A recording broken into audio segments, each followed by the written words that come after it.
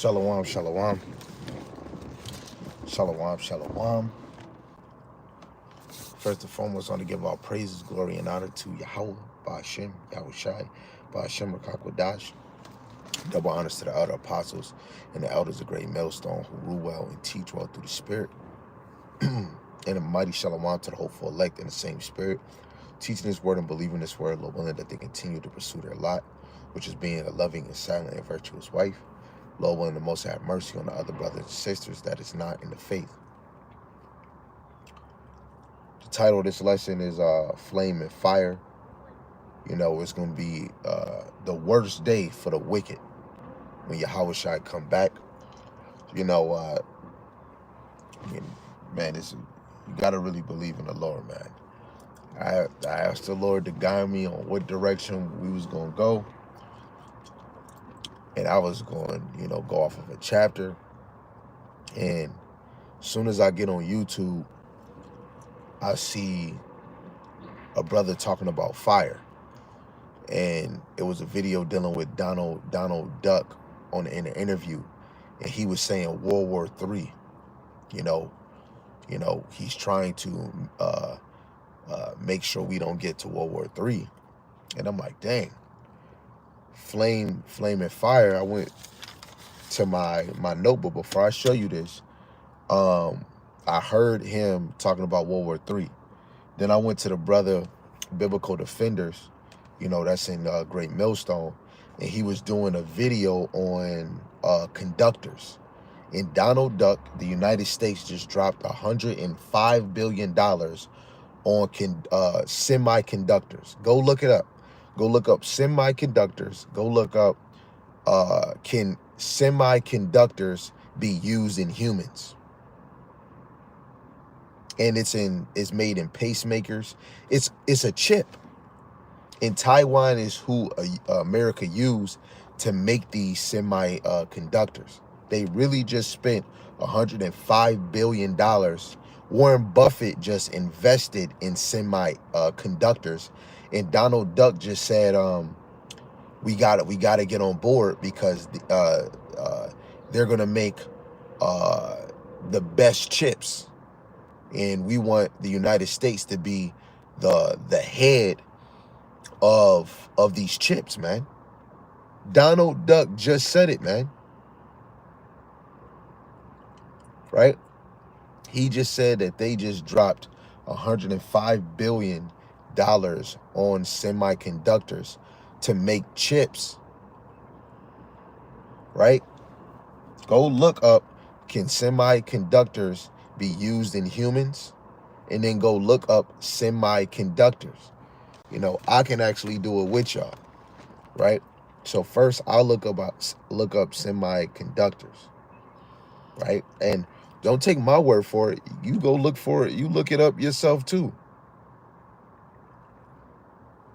And shalom to the brother on the channel. Yahawashi Mashai Brakatah.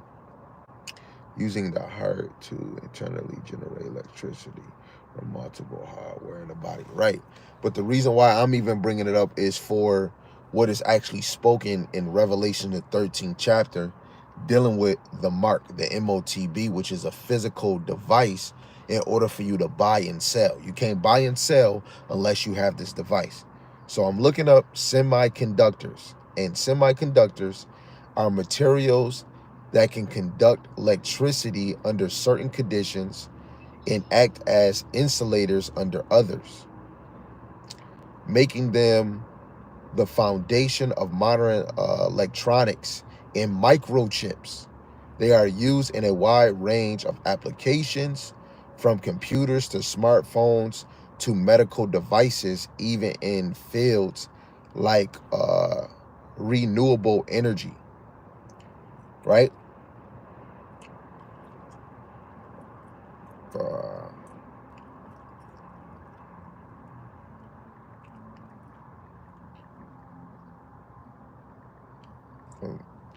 Can semiconductors be used on humans? Yes, semiconductors are used on humans in a variety of medical devices and applications. They are crucial for everything from wearable sensors that monitor vital signs to implantable devices like pacemakers and insulin pumps. Semiconductors also play a key role in medical imaging and diagnostic tools like MRIs. Wearable sensors. Semiconductors enable the development of small wearable sensors that can monitor psychological parameters like heart rate, body temperature, and movement. Now, we're giving the details in different levels of a semiconductor. Now, we're in a time where technology, because Donald Duck, he said, we're in a time where technology is just growing. And he said he wants to get a hold of semiconductors so America can be the biggest artificial, so that they can have the biggest artificial known in the earth. This is what Donald Duck just said in this video I just watched. He wants United States to be the biggest when it comes to artificial intelligence.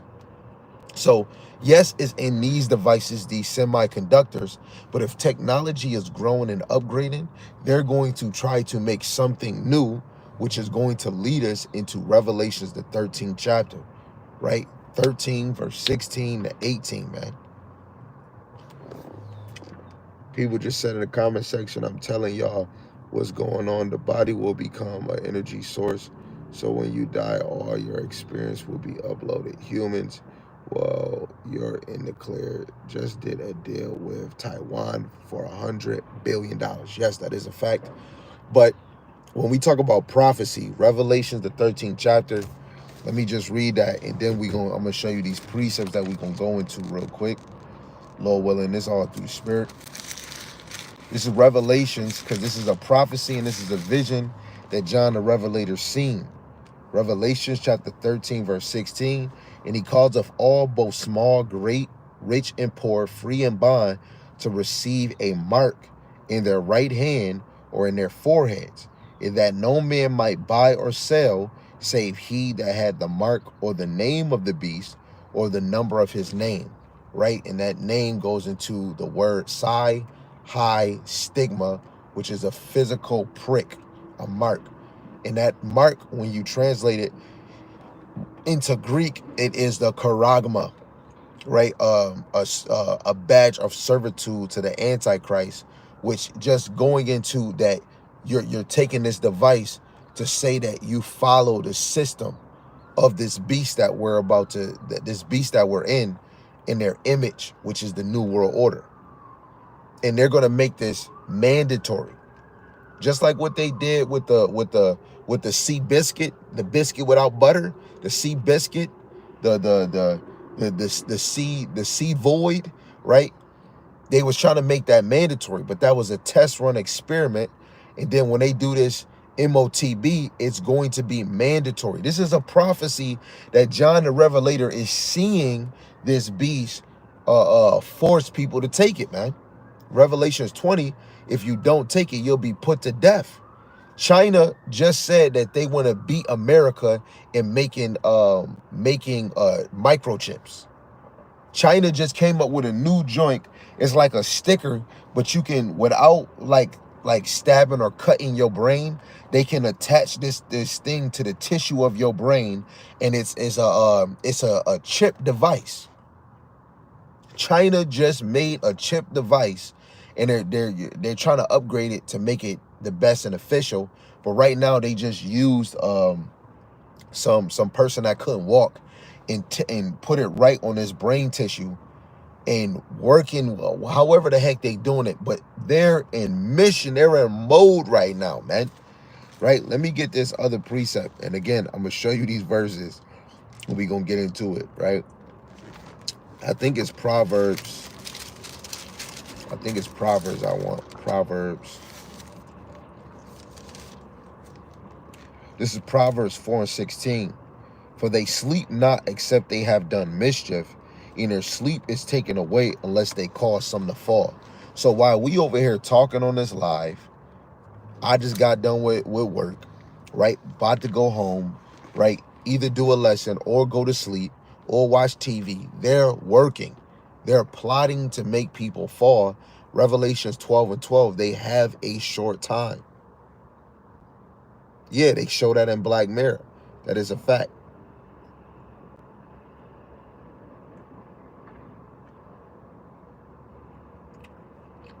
Yeah, this life is not about no shout out, right? If you know about scriptures or what we talking about, you could drop them and then we'll get into it. But other than that, this is not for entertainment, right? This is not for amusement. This is to edify you.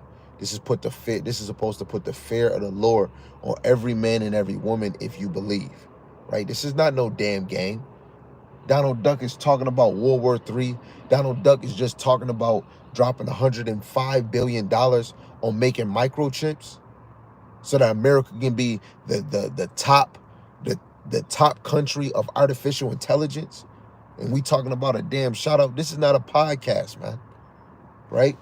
So these is the scriptures that, that came right after I seen this video. Had it on my notes. Lord willing, we can get into them. Stealing something out of Apostle Gabar. I mean, the elder Apostle Tahar and Apostle Gabar. They get these, they come across some scriptures that they write down, and they try to, bring them out and do a lesson, bring it out. The Lord brought me to this location, and the Lord brought these scriptures to mind. So Lord willing, we can get it in. Lord willing, you brothers and sisters is edified. And with that, let's get into it. The first thing I want to bring, because when I calculated how many precepts we got on flame and fire, it's 34 verses. So we're going to start off with Isaiah 34. It's 34 verses, Lord willing, we get into. If not, we'll just probably do another video. But we're going to go to Isaiah 34, and we're just going to read verse 1 down to 4. It deals with the indignation of Yahawashi. So it says, "Come near, ye nations, to hear, and hearken, ye people. Let the earth hear, and all that is therein, the world, and all things that come forth of it. For the indignation of Yahweh is upon all nations, and his fury upon all armies. He have utterly destroyed them. He have delivered them to the slaughter. Their slain also shall be cast out, and their stink shall come out of their carcass, and the mountains shall be melted with their blood, and all the hosts of heaven shall be dissolved, and the heavens shall be rolled together as a scroll, and all their hosts shall fall down as the leaf falleth off the vine, and as a falling fig from the fig tree." Now that is going into when those nukes drop, right? Jake, we don't really, you really don't know, man. And I live in the U.S., right? It's scary hour, right? Look, my wife, my other wife, she said, we was talking about something. See, my mind is where I'm at. She was saying, this is scary, man. Oh, yeah, because this morning, a fire hit New Jersey. Isaiah 29:6, the Lord is visiting the earth through earthquakes, pestilence, and fires and storms, right? And if you see multiple deaths, massacres, the Lord is visiting the earth. And, she said, this is scary, man. And you got to know, this is scary, man. Prophecies is unfolding right in front of us, regardless if you don't believe or if you do. It's inevitable. This is going to happen. I truly believe in this, man. You should ask yourself if you do. Let's read this again in the NLT. Isaiah 34, verse 1. "Come here and listen, O nations of the earth. Let the world and everything in it hear my words. For Yahweh is enraged against the nations. His fury is against all their armies. He will completely destroy them, dooming them to slaughter. Their death will be left unburied, and the stench of rotten bodies will fill the land. The mountains will flow with their blood," right? And even in that land, after we come from the chariots, Esau and all you other nations, your first job as a servant is getting all the remains of the dead bodies wherever the Lord got us at and his bodies down, you're going to get all those dead bodies. And you know what? We're going to bury them, or we're going to put them on fire so they can be turned to dust, right? Bodies is going to stink, man. It's going to be the aroma of death on the earth. Verse 4 says, the heavens above will melt away and disappear like a rolled up scroll. The stars will fall from the sky like withered leaves from a grapevine, or shriveled figs from a fig tree. And sometimes when it talks about stars falling from the sky, those are the missiles. Because when they're in the air, and even when they come down, they're gonna look like a fireball. They're gonna look like stars falling down, and they're gonna hit the earth, mainly destroying, leveling Babylon into a liquid of fire, and then destroying Israel. But it's gonna be rebuilt in some other places that's gonna get hit by missiles. But it's really, prophecy wise, is really America that's gonna be touched and destroyed by missiles.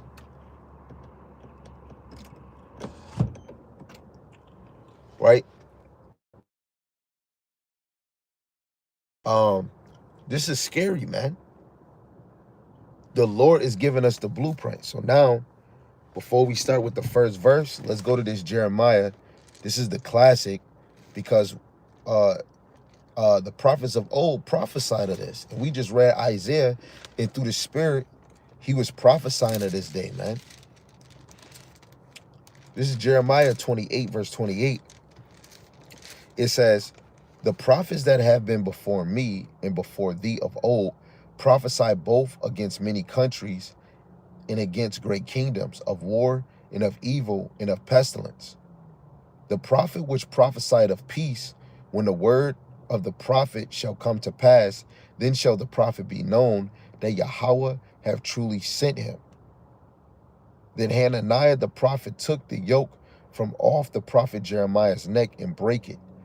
Right? And we can keep on going, because Hananiah was speaking of peace, that he broke the shackles of Nebuchadnezzar, right? But really, the Lord said the shackles that Babylon gonna put on you is iron. He falsely prophesied, and he was speaking of peace. Now, if he was prophesying of peace and it came to pass, then he would be known. But what Jeremiah was prophesying, he just said that even the prophets before him spoke against many countries and against great kingdoms, of war and of evil and of pestilence. Israel was a great country. And he's prophesying about Babylon, and he's prophesying about such and such and such. Even Daniel prophesying about Babylon, the Persian Medes, the Greeks, even the Romans, right? And then even the little horn, right? And great kingdoms, of war and of evil and of pestilence. Multiple prophets was speaking about war. Jeremiah was speaking about Jacob's trouble. Isaiah was speaking about Babylon being destroyed. In the time we in now, how are they going to be destroyed? Which back then they were calling them arrows.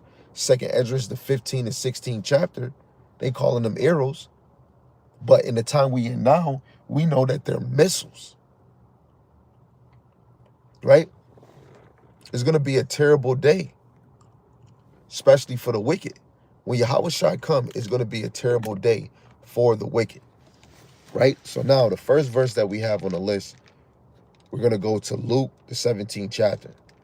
So Lord willing, you paying attention, right? Write the scriptures down, right? Go read them for yourself, right? Don't take everything that I'm saying. And I agree with what the apostles always say, don't gurgitate, don't be a damn parrot. Go search it for yourself too, so that you can see it, right? Don't be a yes, sir, because I'm not here to make you say yes to me. It's really you saying yes to the Lord, and it's always to go back to the scriptures. Go open up your Bible that collect dust and go back and go read them, man, right? The Lord blessed us, even you women and men, the Lord blessed us with all of us having Bibles. Remember, you had to go to the priest or go to either the king to get the words of the Lord. Now you got Bibles where you can naturally read. So even while they being brought up, open up your book and read it. And if need be, write them down, right? So this is Luke, the 17th chapter. And I'm going to start at 24 because this is a good point, right? Verse 24 says, "For as the lightning that lighteneth out of the one part under heaven shineth unto the other part under heaven, so shall also the Son of Man be in his day."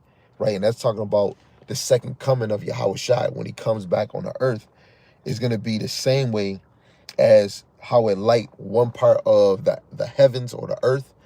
How you could see it from one place and see it from another is going to be the same example on when Yahawashi arrives and the angels. It says, "But first must he suffer many things and be rejected of this generation," which is in that time where he was about to give up his life for the nation of Israel. "And as it was in the days of Noah, so shall it be also in the days of the Son of Man." So in the time of Noah, just a quick history, a lot of death happened. That's the main point. A lot of death happened. And another point, only 8 were saved. The 8 being saved is symbolic to the elect. What is the elect? The best of his kind, right? Or the best of his class. And out of all the sons of God, Noah was the best. He was righteous in the eyes of the Lord. And even his kids, the Lord had mercy on and allowed all nations to come out the loins of his children, right? So verse 27, "They did eat, they drank, they married wives, they were given in marriage until the day that Noah entered into the ark, and the flood came and destroyed them all." And even for those 100 years, Noah was preaching the word and nobody was hearing him. And that's what we're doing. The same as Jeremiah, we're preaching against different countries and wars and pestilence. Everybody not listening. But yo, it's brothers in this thing that got wives that's not even listening, man. But hey, they still dealing with the brother. So hey, the Lord might have mercy on that sister and eventually she'll listen. Even for you sister that is listening, Lot's wife was with her. You got to remember Lot's wife, right? Soon as they was walking out, she still turned her ass around. You could be walking beside your man in faith, but when this shit hit the fan, like that MOTB coming, you might turn the other cheek, and guess what? Go take that MOTB. Or you might not be able to take the suffering, like, oh, I can't do this. Oh, I can't do this. And you might give up, right? This is why we have these things. This is a warning. It's going to happen. It's going to happen, right? So when this destruction comes, you don't want to be the ones that's distracted and being married. You should be seeing Noah building up his ark. Right now, we're building up our spiritual ark. Stop, drop, and roll. You know, it's like it's this YouTube video. It's kind of funny where a dude, he be pranking Jake. It's like a prank, but it's not a prank, but it is a prank, where he's in at work or he at a building and he start running, and they'll be like, oh, only black people would do this. So he start running like near Jake and running away and then looking back while he running. And then Jake like, yo, what the hell going on? Don't even know him. And the ones that's sitting on a bench or in their car or smoking weed, they stop doing what they doing and they start running too. Like, yo, what the hell we running from? That's the same when it comes to when Noah was building that ark. They should have hearkened, right? The Lord is telling you once or twice, and through the Spirit, the Lord been telling Israel more than 1 or 2 or 3 times. The Lord been telling y'all, however long you've been on this earth, right? I've been on here for 33 years. For till I got to 25, the Lord told me. I seen it. As soon as I started reading the Bible, then I came across Ralph Father. Then after that, I still was slacking, and I kept hearing that calling. Then the Lord allowed me to actually fully take this thing serious, and I'm in this thing. All praise to Yahawashi Shai. Some of y'all probably heard it when you was 18. Some of y'all probably heard it when you was 20. Some of y'all probably heard it when y'all was 40 or when y'all was 50. You gotta hearken to that voice, hearken to that calling, and take it full force. And I know all of us work on different levels, but you have to know through the Spirit the Lord is calling you in this thing, right? Verse 28, likewise also as it was in the days of Lot, they did eat, they drank, they bought, they sold, they planted, they builded. But the same day that Lot went out of Sodom, it rained fire and brimstone from heaven and destroyed them all. Now, when you go back into Genesis and you actually read, actually, I'm about to show you something. I'm about to show you about Lot. And I'm gonna show you with the sons. The sons thought he was playing around, like he was mocking or something. And I'm gonna read it in, I think, the Amplified Bible. Let me make sure I find it.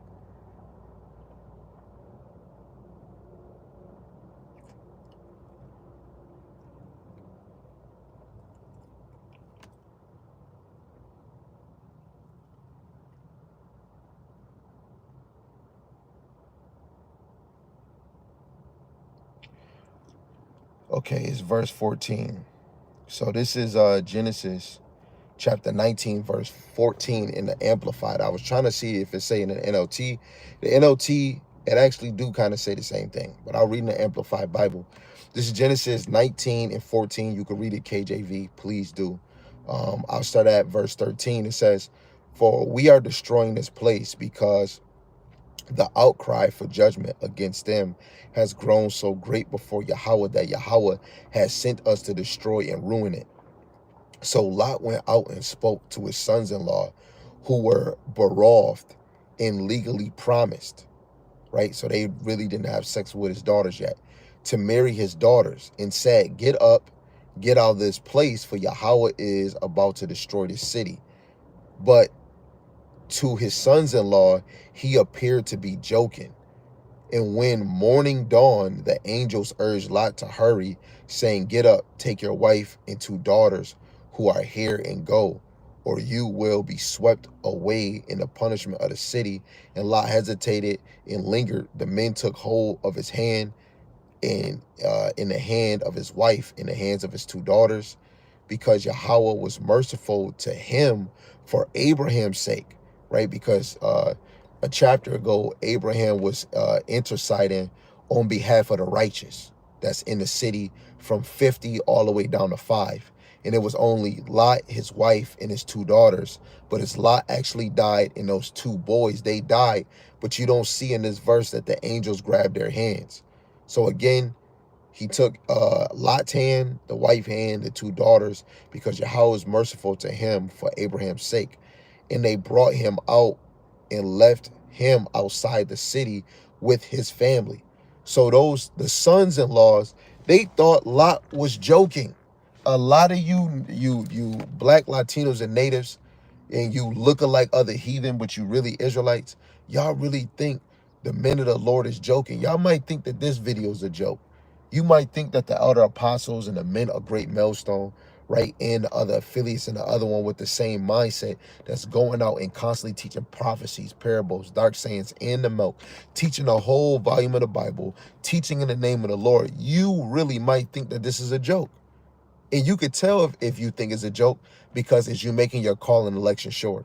Is you calling the name of the Lord? Is you praying in the name of the Lord? Are you watching videos? Are you sharpening yourself? Do you find yourself reading more?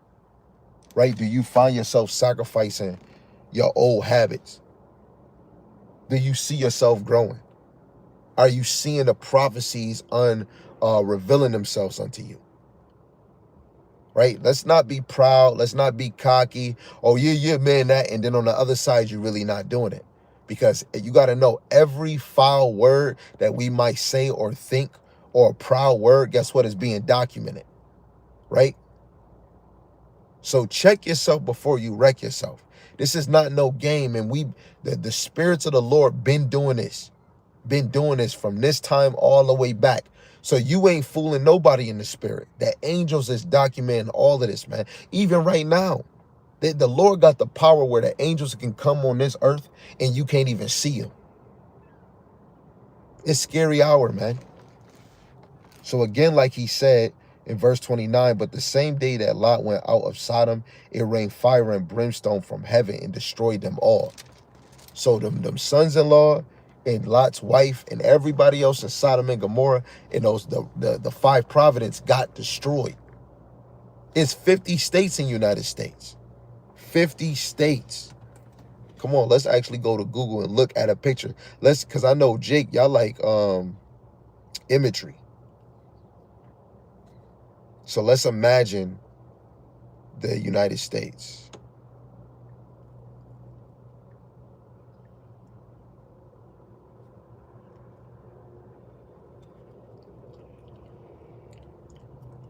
Let's look at United States. This is a great picture right here. They got the colors in there. Y'all can see the colors, right? 50 states, all of it gonna be destroyed. All of it gonna be destroyed. And I'm right across from Canada right now. So this is Buffalo, New York. So all that water right there is gonna vaporize. It was something that came out that China got a new weapon, this new nuclear weapon that can burn anything to 1800 Fahrenheit. You dust. When you go watch the Iron Man movie, the one joint when they were, their own body was to blow up and damn near, destroy anything, that fire was 3000 Fahrenheit. So that's 1800 Fahrenheit. That was 3000 Fahrenheit. Telling you, the day of the Lord is going to be terrible for the wicked. Right? So the next precept we got is 1 Thessalonians, the first chapter. And in verse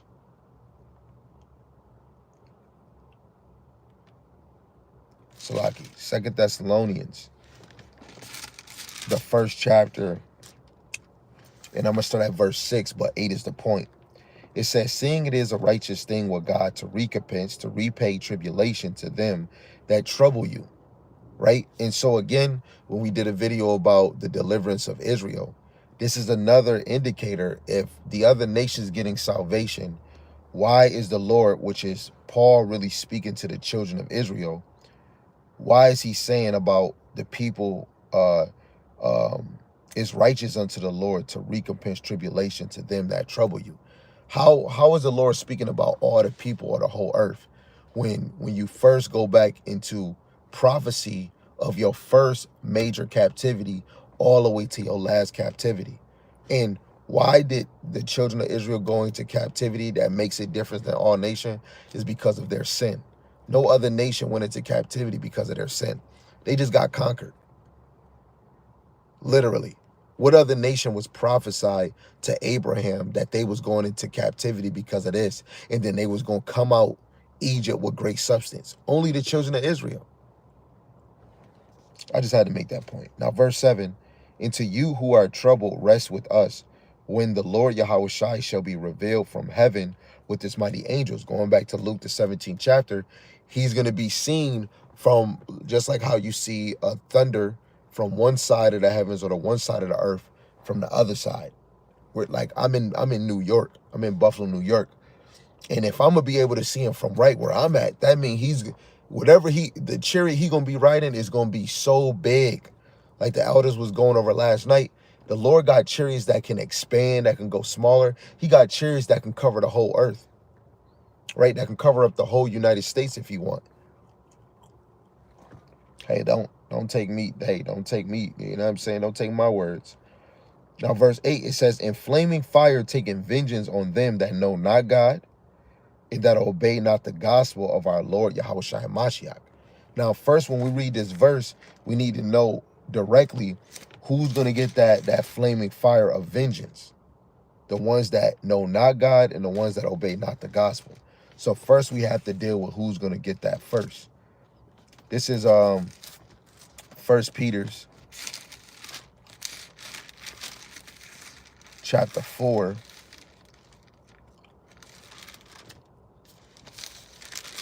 In verse 17, it says, for the time is come that judgment must begin at the house of God, right? So the ones that say that they're in the faith, judgment is going to hit them first, right? They're just part of it, right? It's not going, oh, let me hit them first. And it's going to be simultaneously.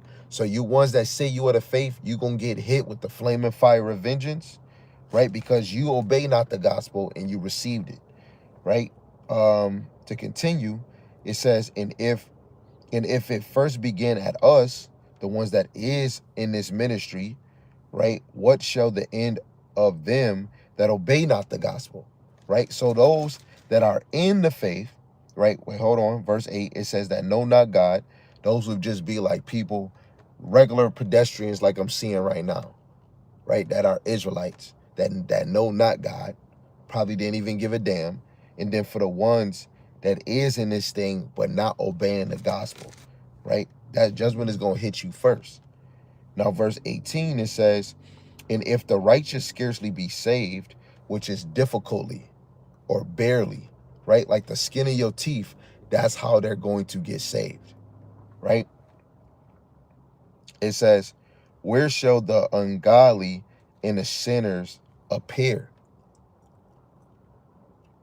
right? I'd rather be the ones that's getting scarcely saved than the ones that's getting the flame and fire vengeance of the Lord, man. So now let's go to Job, the 15th chapter.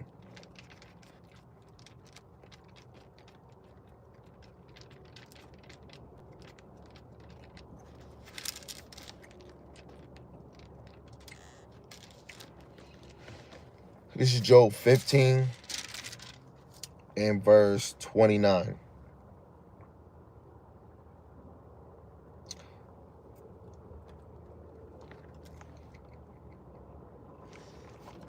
It says, he shall not be rich, neither shall his substance continue, neither shall he prolong the perfection thereof upon the earth.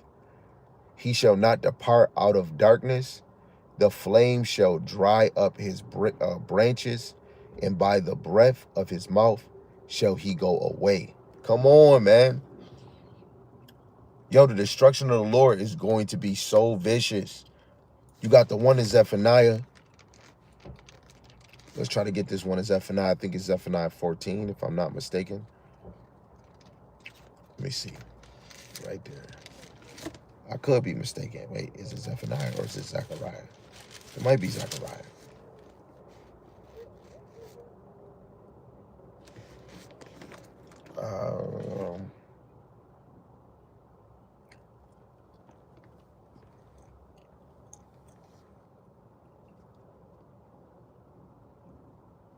Yep, this is Zechariah 14 and 12. It says, and this shall be the plague wherewith Yahweh will smite all the people that have fought against Jerusalem. Wait, hold on. Wait a second.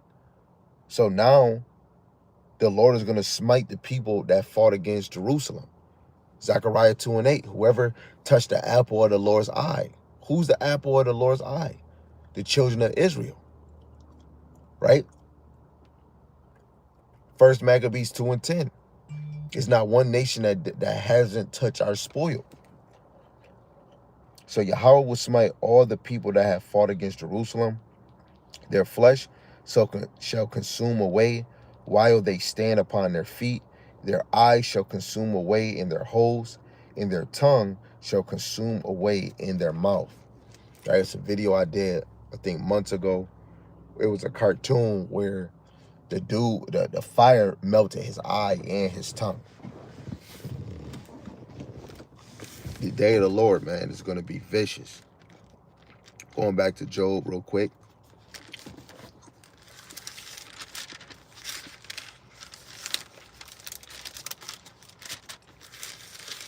Job 41, verse 21.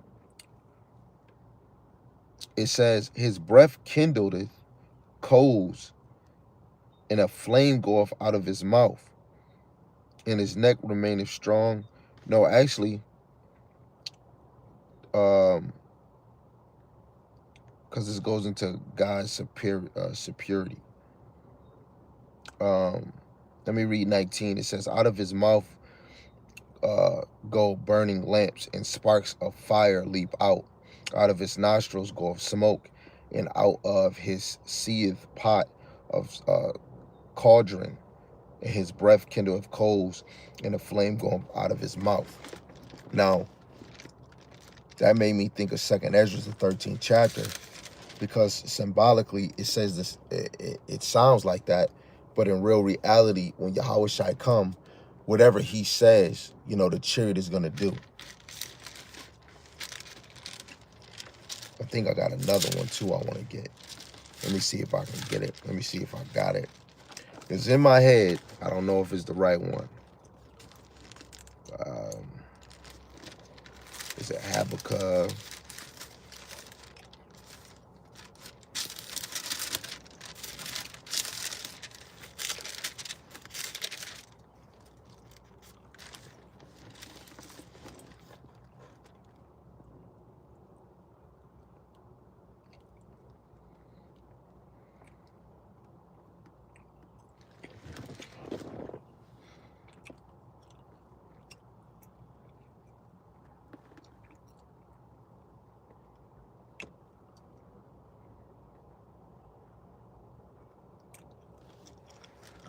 It was right there in my head.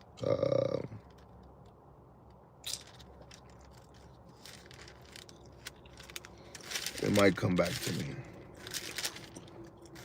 Let me see. Yeah, it might come back to me. It was going into like the rays. Let me see if it's in this book.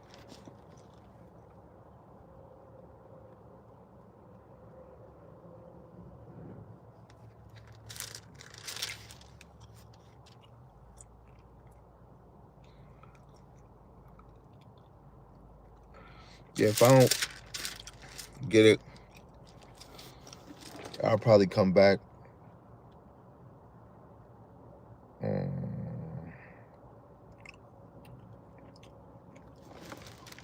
I'll just get this one.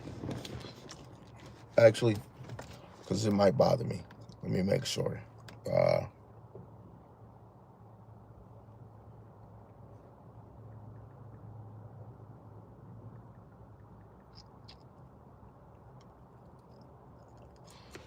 I think I found it, guys.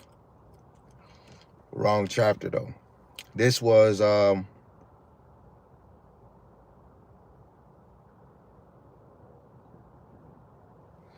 that's not it. So lucky I got too excited.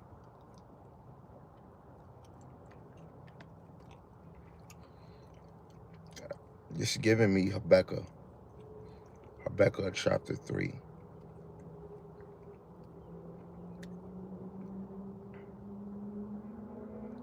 Yes. I'm going to read it in the NLT. This is Habakkuk chapter 3 in verse 4. I'll read the KJV first. It says, and his brightness was as the light, and he had horns coming out of his hand. Horns go into power. It says, and there was the hiding of his power. Now, before I read the NLT, let me look up this word horn.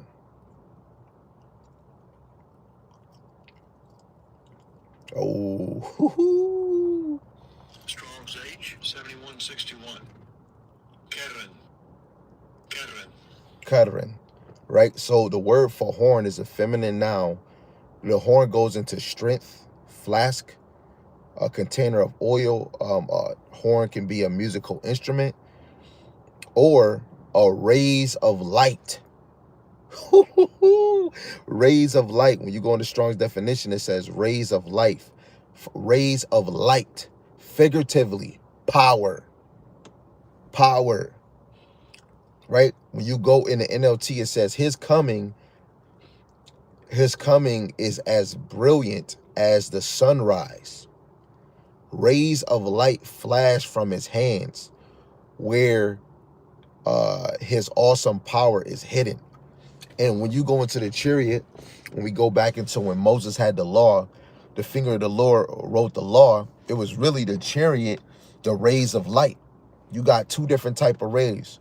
When you go to 1 Kings chapter 2, or is it 2 Kings chapter 2, dealing with Elisha seeing Elijah get beamed up, get translated.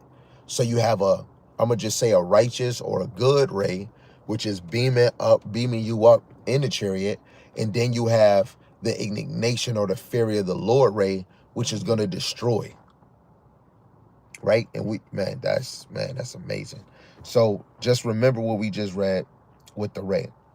So this is 2nd Ezra, the 13th chapter. I'm gonna read the beginning top. I want to get straight to the point about the flames and the fire. This is 2nd Ezra chapter 13, verse 1. And it came to pass after 7 days, I dreamed a dream by night. So now you know what we're going into. Ezra is having a dream. Many prophets had dreams and it came to pass. So this is a vivid dream he's having. And lo, there arose a wind from the sea, that it moved all the ways thereof, and I beheld, and lo, a man waxed strong with the thousands of heaven. That man is Yahawashi. And where he turned his countenance to look, all things trembled that were under him. Yahawashi is going to come from above. That's another example of a sea, right? He's going to come from the fourth heaven, right? And come down onto the earth. And going to be hovering in this. He's going to be in his chariot, a big chariot. You can read this chapter down from 1 to 13, right? So verse 4, it says, and in all the places where his voice went out from his mouth, all who heard his voice were burned, like as dry wood on earth burneth when it is set on fire. It's not saying, I'm not saying that the Lord can't do it, but this is not saying figuratively he was speaking and flame came out. No, all he got to say something and the chariot is going to do it, because the chariot is a living being. The vehicles of the Lord are living. We got technology on this side, but the technology on the technology with Yahawashi is so advanced your mind can't even fathom it. Them chariots can do certain things your body can't even handle. That's why you have to be changed in order to get in those chariots. Right? When Elijah went up, his clothes came off, man. I mean, it was really, for Elisha so that he can have the same spirit as Elijah, right? But he got translated and changed going into them chariots. We not wearing these damn clothes in the heavens. The Lord power, man, is unreachable,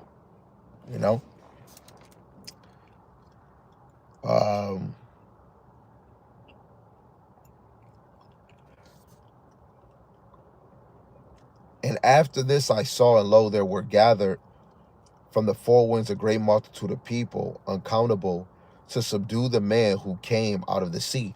All the nations that have armies and war, they're going to fight against Yahawashi, because he's going to come while the world is like, why they trying to shoot missiles at Babylon, then they going to turn and try to fight him.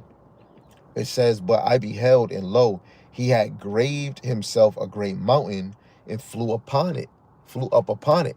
So chariots can be called chariots, horse of power, or chariots of Israel, or mountains. And when you really know about a mountain, it could be a big mountain or a little mountain, but look at the detail of this mountain.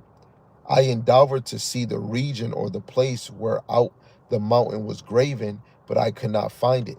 So the mountain was so big that it was a region. A country can be a region, a state can be a region, right? But this region was as big as that country, the area where he was at.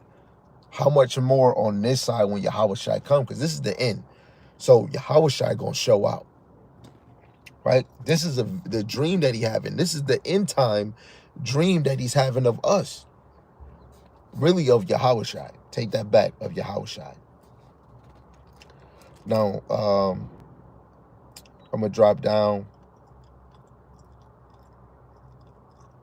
It says, lo, this verse 9, and lo, as he saw the violence of the multitude that came against him, he neither lifted up his hand, nor had he a shield or any instrument of war. So he didn't have no weapon. He didn't need no weapon. But only I saw that he sent out of his mouth, as it had been a blast of fire, and out of his lips a flaming breath, and out of his tongue he cast out sparks and tempests. And all, and they were all mixed together, the blast of fire and the flaming breath and the great tempest, and fell with violence upon the multitude which was prepared to fight, and burned them up every one, so that upon a sudden of an innumerable multitude nothing was to be perceived, but only dust and smell of smoke. When I saw this, I was afraid. Right? So this is not the Lord speaking, no. He was speaking, and that chariot was doing. I bet you his vision was just so amazing, because like even when John the Revelator had visions and dreams, he seen a beast, then he seen a female, then it changed to a great city. Right? A lot of men of the Lord are seeing things in a way that the Lord is giving it to them. But when it's actually delivered and taught, Yahawashi is gonna have power, and he's driving in a power, which is the chariot. The chariot itself is an angel, and those are the vehicles of the Lord. So Yahawashi is gonna be riding in his vehicle, which he's going to make an amazement deliverance for the children of Israel. Right? He's gonna come with fire, man. Let's go to Revelations 14:8.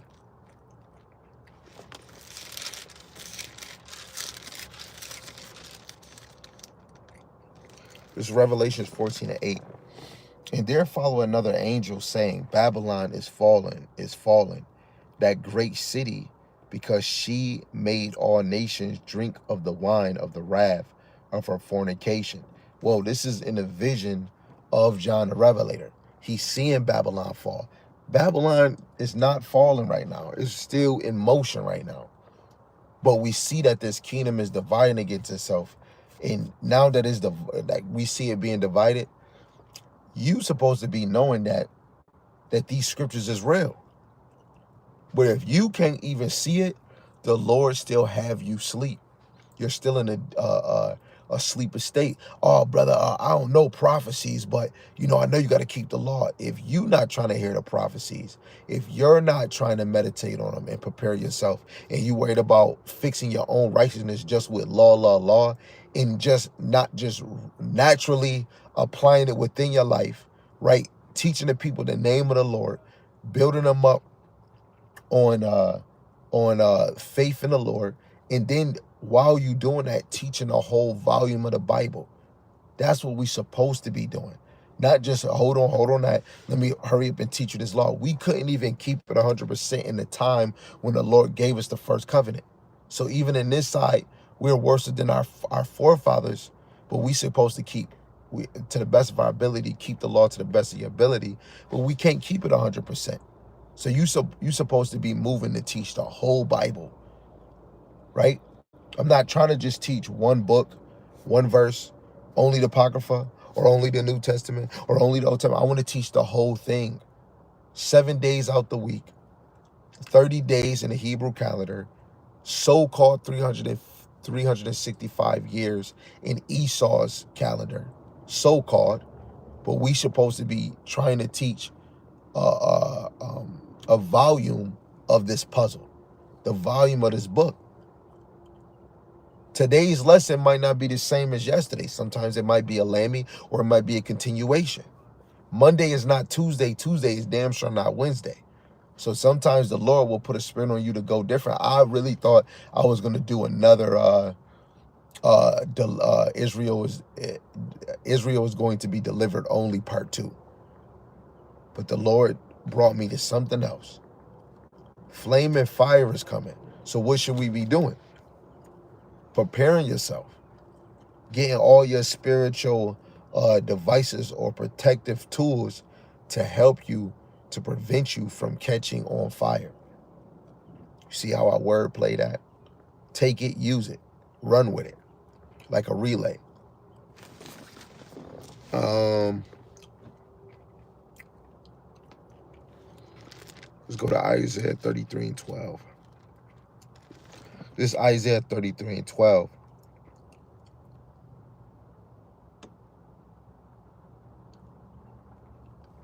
It says, let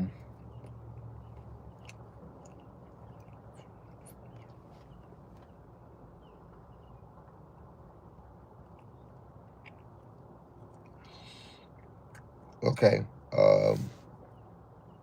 In verse 12, it says, I start at 11, verse 10. Now will I rise, saith Yahweh.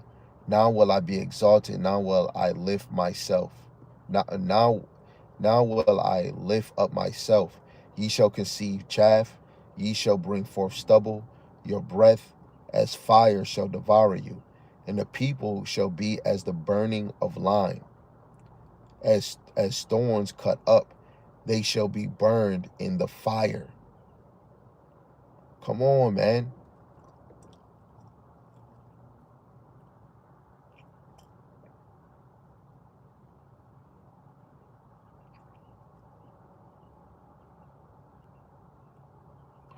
It's crazy, man. These scriptures be hitting, man. The thorns cut up shall they be burned in the fire, man.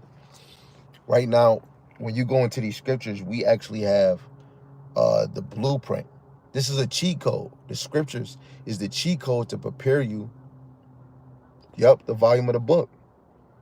That's a fact. Shalom to the brother Shem Yahawashi Yahawashi Mashai Brakatah. Right?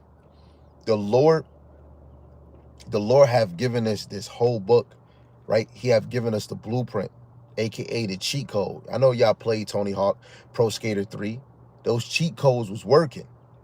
You know, this is the cheat code. When you playing like Mortal Kombat, you got the combinations, right? The combinations, the combos. The combos is these breakdowns and the precepts that come with them. Oh, I like how that came out. So what's gonna help make this fire? We already seen in Habakkuk, where was we at? Salaki, let me make sure. Yeah, Habakkuk. The 3rd chapter, verse 4, was the rays of light, right? Coming from the chariots, right? That's a beautiful verse. The rays of light. And then you got what else? Let's see. Isaiah 54 in verse 16. It says, behold, I have created the smith that bloweth the coals in the fire, and that bringeth forth an instrument for his work. And I have created the waster to destroy. Right? So the Lord is the one that created the smith, the one that is creating the missile, which is the Edomites, you know, his grandson or son, Teman, right, who is, you know, the engineer out of their nation that's making these missiles, that the Lord gave him that ability through the spirit on the left-hand side. What is the waster? The ICBM missiles, these nukes that's going to be coming from continent to continent, destroying. The Lord did this. And DJ Khaled, God did, Yahweh Bashim Yahawashi, set these Edomites up for the okie dokie.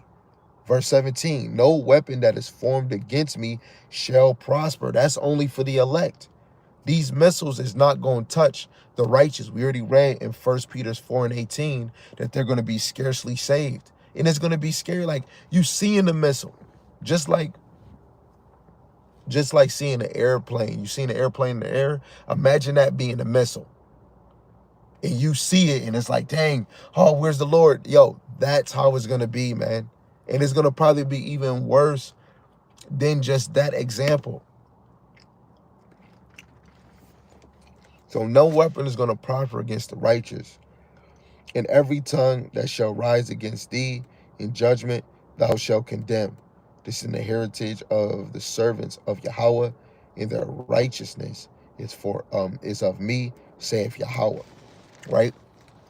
The elect is predestined to actually make it and be saved out of this. The elect of the 2/3, the top dogs that say that they in this faith, yo, you have a nuke with your name on it. Yo, some of y'all deserve to die today and tomorrow, but the Lord is prolonging a lot of wicked jakes, man.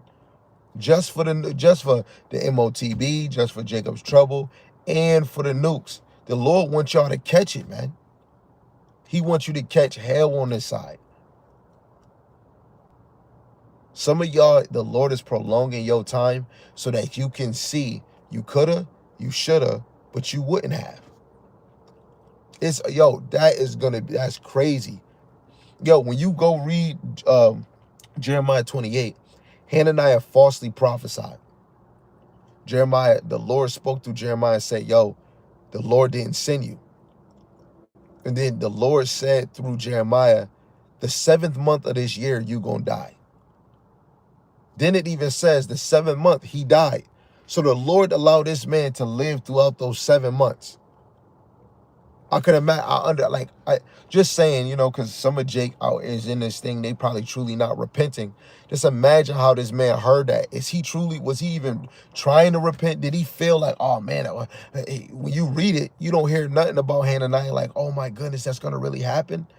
Some of y'all, Jake, is hearing your fate and it just going right over your head like a football. Fumbling. This is Isaiah 66.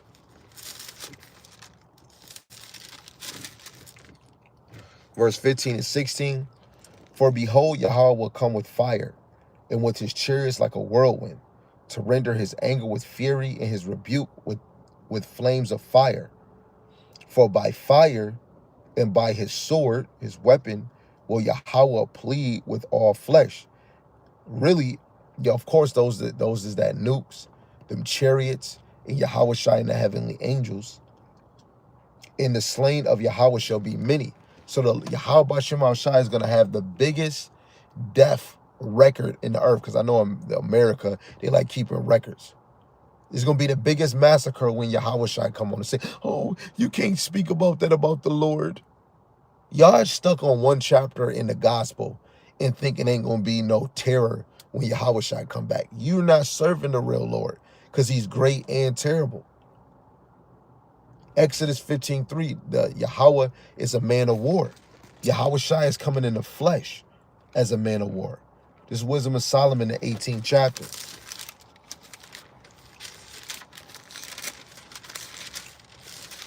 In verse 15, thy almighty word leaped down from heaven out of thy royal throne, as a fierce man of war into the midst of a land of destruction. How can the word be a man? When you even go back to that word man, it goes into the meaning of mankind. That word mankind goes all the way back to Adam. And Yahawashi, if your spirit can get it, Yahawashi is Adam through the reincarnation, right? Or, yeah, through the reincarnation, right? Yahawashi is Adam. So Yahawashi is a man of war, and he comes in the image of his father, of the visible God. That's Colossians chapter 1, verse 15. Exodus 15, when you see is Yahweh saying it, now you go to Colossians 1 and 15, Yahawashi is the physical Godhead of the visible God, Yahweh, that's in the heavens. He exists. Nobody before him, man. He didn't have to get created. Yahawashi got created, and the Lord made him just like himself. Father like son. And Yahawashi is physically going to show you he's a man of war physically. It says thy almighty word leaped down from heaven out of thy royal throne. How is the word leaping out? Oh, no, they're just talking about the words of the Lord's mouth. No, that is talking about Yahawashi. Going back to St. John, the 15th chapter. I mean, Salaki. I'm too excited. St. John chapter 1. Yahweh. It says, in the beginning was the Word, and the Word was with God, and the Word was God. And that's just saying that in the beginning was Yahawashi, because Yahawashi is the beginning and the end, the Alpha and Omega. So he's the beginning of creation. And the Word was with God. Literally saying the Word is Yahawashi. Yahawashi was with the powers. Going back to Genesis 1. And the Word was God. So Yahawashi himself is a power. Let's get something else real quick, and then we'll get back into it. This is 1 Corinthians chapter 1 and verse 24. It says, but unto them which are called both Jews and Greeks, Hamashiach, the power of God and the wisdom of God. Yahawashi is the wisdom of the Heavenly Father, right? The Heavenly Father gave it to him. Yahawashi is the power of the Heavenly Father because he gave it to him. Yahweh gave Yahawashi the authority under him. He's second in command, right? Let's go back to Isaiah 66 and let's read 24. It says, and they shall go forth and look upon the carcasses of the men that has transgressed against me. Those are Israelites. To transgress means you sin, right? It said, and who was the law given to? The Israelites. For their worm shall not die, neither shall their fire be quenched, and they shall be in a whoring unto all flesh. Right? You wicked, man. Right? Wait, hold on. Just to even go with that. Because the day of the Lord is going to be a sacrifice. What is that? Is that Zeph? I think that is Zephaniah. Zephaniah chapter 1, starting at verse 7. It says, behold, thy peace at the presence of Yahweh Shemashai power, for the day of Yahweh is at hand. For Yahweh hath prepared a sacrifice. He hath bid his guest. Right? And a lot of y'all don't know that the Lord is preparing y'all. Y'all are the guest of his sacrifice. That goes back to when I said the Lord is prolonging some of you, Jake. Some of you wicked Jake that you say you in this faith and it look like you is, the Lord is prolonging you, allowing you to say, oh, Kwam Yasharella, and still saying Jesus. Yahweh Ba'ashem Yahawashi, doing videos against the apostles or doing videos against whoever who knows. The Lord is prolonging you because you're a guest for his sacrifice. Got you. Yo, and it's still scary because I, just like what the elder said at work today, leaving work, he said, a brother in Great Millstone said, not even all the brothers in Great Millstone is going to get saved. And that's with all congregations, because you have to make your call and election sure. You can't be lazy in this thing. You have to know what you signed up for, right? And some of you brothers that's faking the funk, the Lord is just prolonging you for that great sacrifice. And the Lord can have you in his faith just to plant seeds and then be like, I don't need you no more. Prolong you for that moment and then destroy you in the end. That's fearful. I don't want to just only be used just to plant the seeds for the Lord and then he'll need me and then destroy me. And then I was really wicked. In my heart, I really didn't believe. I was lazy. I wasn't, whatever the Lord was seeing in my heart. No, I don't want that. I do not want that. I do not. But I know that I'm a filthy freaking rag. And I deserve to be destroyed. But I really want the kingdom. I really want to get beamed up. I mean, I desire to be the 144,000.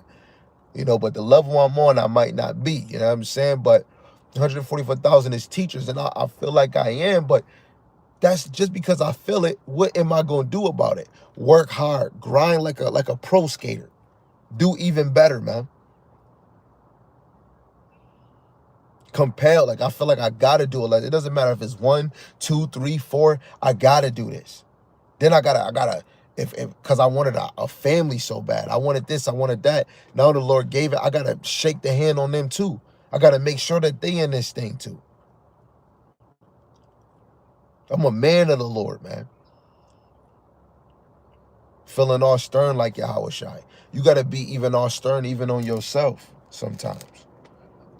Right? This is verse 8 again. It says, and it shall come to pass in the day of Yahweh's sacrifice that I will punish the prince and the king's children and all such as are clothed in strange apparel, starting with the children of Israel. The ones that say that they're in this faith and the ones that are not.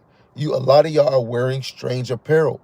You're just like Achan or Achan, right? In Joshua the 6th and 7th chapter, who stole that Babylonian garment. That strange apparel. And that strange apparel, especially in a small level, is, you know, this living this American way. Some of you, Jake, is in this faith and you want to be, I want to have a podcast. Like that one brother that came up, I'm going to say his name. He know who he is. Y'all should make a podcast. The Lord didn't put that on our spirit to do that. A lot of y'all got strange apparel being connected or trying to be symbolic to the ways of America, man. Trying to fit in, trying to be a superstar, trying to be a celebrity, thinking about it's only about the views. It's good to have people on the live. It's good to have people commenting. It feels good if a brother is on there and he bringing out the precepts. But this is not for us to boast, right? We supposed to use these tools, right? If a brother on here and he dropping precepts to make this lesson even more edifying, like what's going on in the apostles' lives and the other brothers of Great Millstone, that helps you learn even more. While the teaching is going on in the video, you got brothers bringing out scriptures in the comment section. Most of you, the true women of the faith, is saying shalom and being quiet the whole time. But you'll go into other congregations that's not in the same mindset, and women having whole conversations, dropping precepts, laughing, giggling, making jokes. Real women of the Lord is being quiet when the scripture's coming out. It doesn't matter if that's your congregation, doesn't matter if that's your husband or not. You being quiet. You say your shalom and you keep it moving. Moving as in your mouth. If you want to listen to the word, you just going to be quiet, because we see in the scriptures that a woman is keeping silent in the church. It doesn't matter if your husband or not, you keeping silent. I don't see how women in this faith is not understanding that. I'm telling you, this fire that's going to come, none of y'all is going to be able to quench it or stop it. And if you ain't getting right, if the Lord not putting on you to get right, you got a nuke with your name on it, man. That house that you made, right? The money that you got, all of it is going to be destroyed with you. The Lord is preparing a sacrifice, man.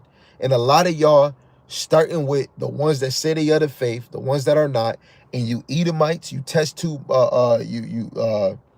you test tube monkeys, you damn Africans, you real full-blown Hamites, right? You Egyptians, you Elam, Moab, Ammonites. The Lord is preparing you for the sacrifice. You are a guest.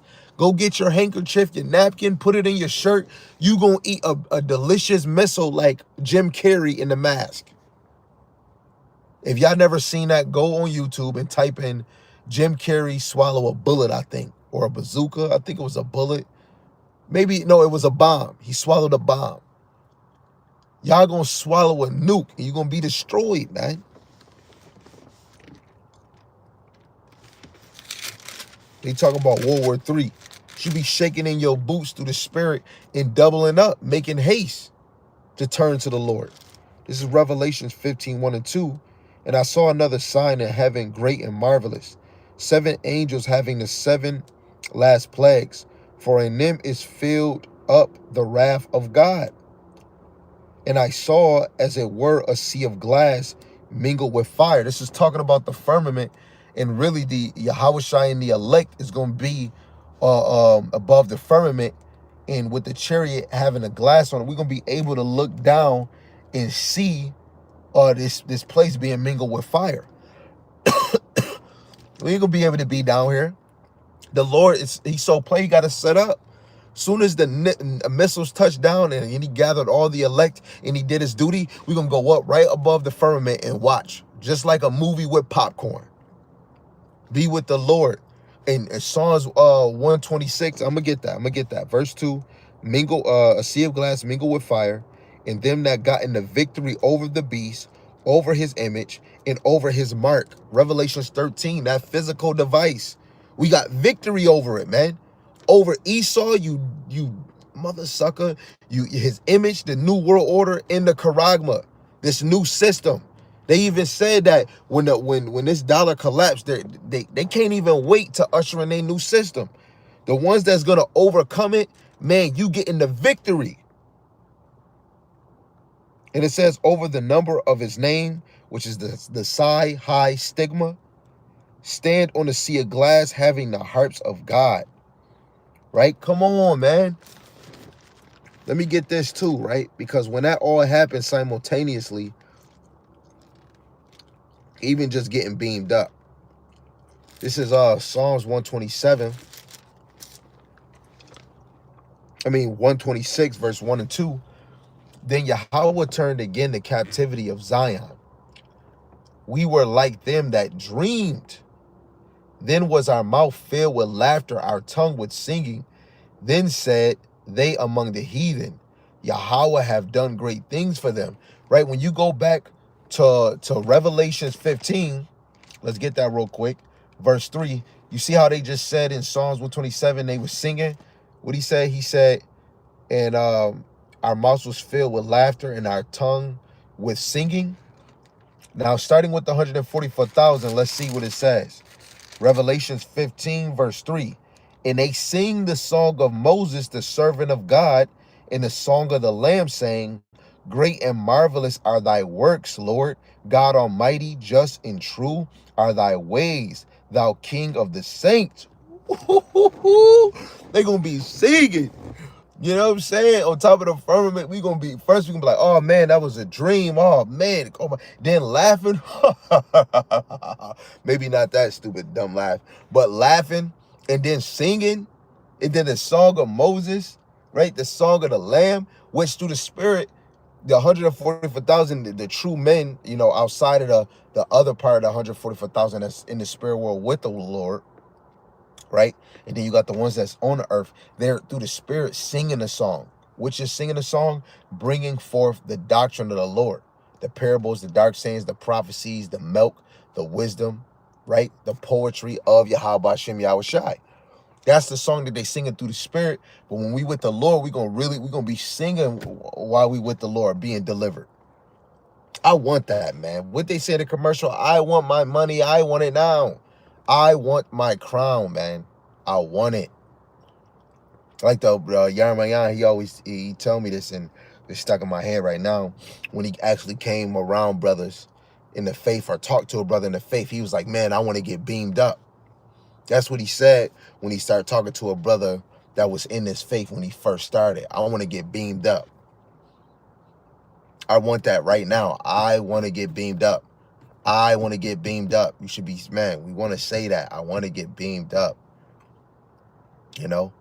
It hits me every time when I see my 4-year-old, which basically 5, when she wakes up and cry or be upset that we still here? Esau's still ruling? I want to be with Yahawashi. How are you 4? You know what? She got an ancient spirit like my brother Asher. You know? The elect want to get beamed up. The elect is tired of being tired. The elect, starting with the men. I'm always saying the men because the men of the Lord is seeing way more, right? Because they're the watchmen. There's not a lot of women out here being watchmen, and it helps them stay in freaking order. So a woman not, telling them this, hey, you should do a video on this. No woman should be telling no man what video he should be doing or how many videos or when you going to do a video. You know what I'm saying? You should be doing your own due diligence, being a woman. If they come across you reading, you got a question. Hey, yo, love, I got a question. It's nowhere. Yeah, Mary asking Yahawashi, why did you do this? Hey. What was you looking for me for? Don't you know it must be about my father's business? A woman need to stay in her lane. Stay in your lane. Be a wife, be a mother, and be a sister, and be a believer of Yahawashi Yahawashi. This is what these videos is for. This is easy for you. All you got to do is just watch a video and get edified. You're a mother every day if you have children, right? Make your call and election sure how you treating them children and how you treating your husband, but better yet, how you listen. Because a loving silent woman, right? A real woman is not really talking a man ear off. And I'm just being honest, right? You're going to be a woman in the ancient world. A woman wanted to be needed. Or really, when a man say, I like Esther in the time of Esther, if he needed to clap them that taco, hey, what's up? Or if she was feeling frisky, hey, yo, babe. And a man is always in motion. Go read, for all you sisters, this is a side note, for all you sisters, go read First Ezra, the 3rd chapter and the 4th chapter. And even though it's talking about who's the strongest, and in those examples, when you read First Ezra, the 4th chapter in the beginning, it shows you the king where he was occupied in rulership, ruling the seas and all of that. When brothers especially get in the kingdom, brothers going to be busy, let alone how the Lord is going to bless them, especially some of y'all brothers having women, but you're going to be blessed ruling cities. Sex is not the end all be all. Cuddling up at night, that's not the end all be all. Even if a man just sleeping on the couch, man, it was really to make kids, right? And you was his possession, looking beautiful, looking nice, you know, you a feminine, but guess what? You have to make sure you on fire to have yourself ready for when things get worse. That's when your comfort come into play. Don't be like Lot wife, and then now things fall into, shambles. You're not playing your role in that side. Look at the example we have in these scriptures. This is why you should always be hearing the word, when you're not doing your wifely or motherly duties, to get your favor up, because you are a weaker vessel. You have to sharpen up you by being the best listener that you can be, to knowing how to be a woman, how to not be like Lot wife. And I'm only just going this way because this lesson is for men and women. And women are weaker when it comes to faith. Even if our woman is in this faith, you have to know Lot wife was walking with him. Remember Lot wife. Remember Lot wife. And some of you men is like Lot wife. Looking at, oh man, I'm going to miss Sodom and Gomorrah, but I don't know. And then always looking back. Some of you men like Lot wife. These scriptures is a beautiful example. Sorry for that. I just had to speak on that. This is Revelation 16, verse 1 and 2. It's getting hot. You know what? Let me turn this off, because my Bluetooth will cut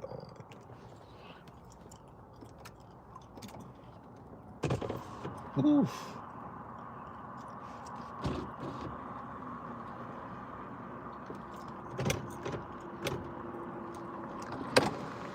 Salaki family, I just gotta make sure we good in here. Oof. This Revelation 16:16. Revelation chapter 16, verse 1 and 2. Salaki, got a little excited. It says, "And I heard a great voice out of the temple saying to the seven angels, go your ways and pour out the veils of the wrath of God upon the earth. And the first went and poured out his veil upon the earth, and there fell a noisome, grievous sore upon the men which had the mark of the beast, and upon them which worship the image." So guess what? Anybody that take that charagma, you're going to get a sword.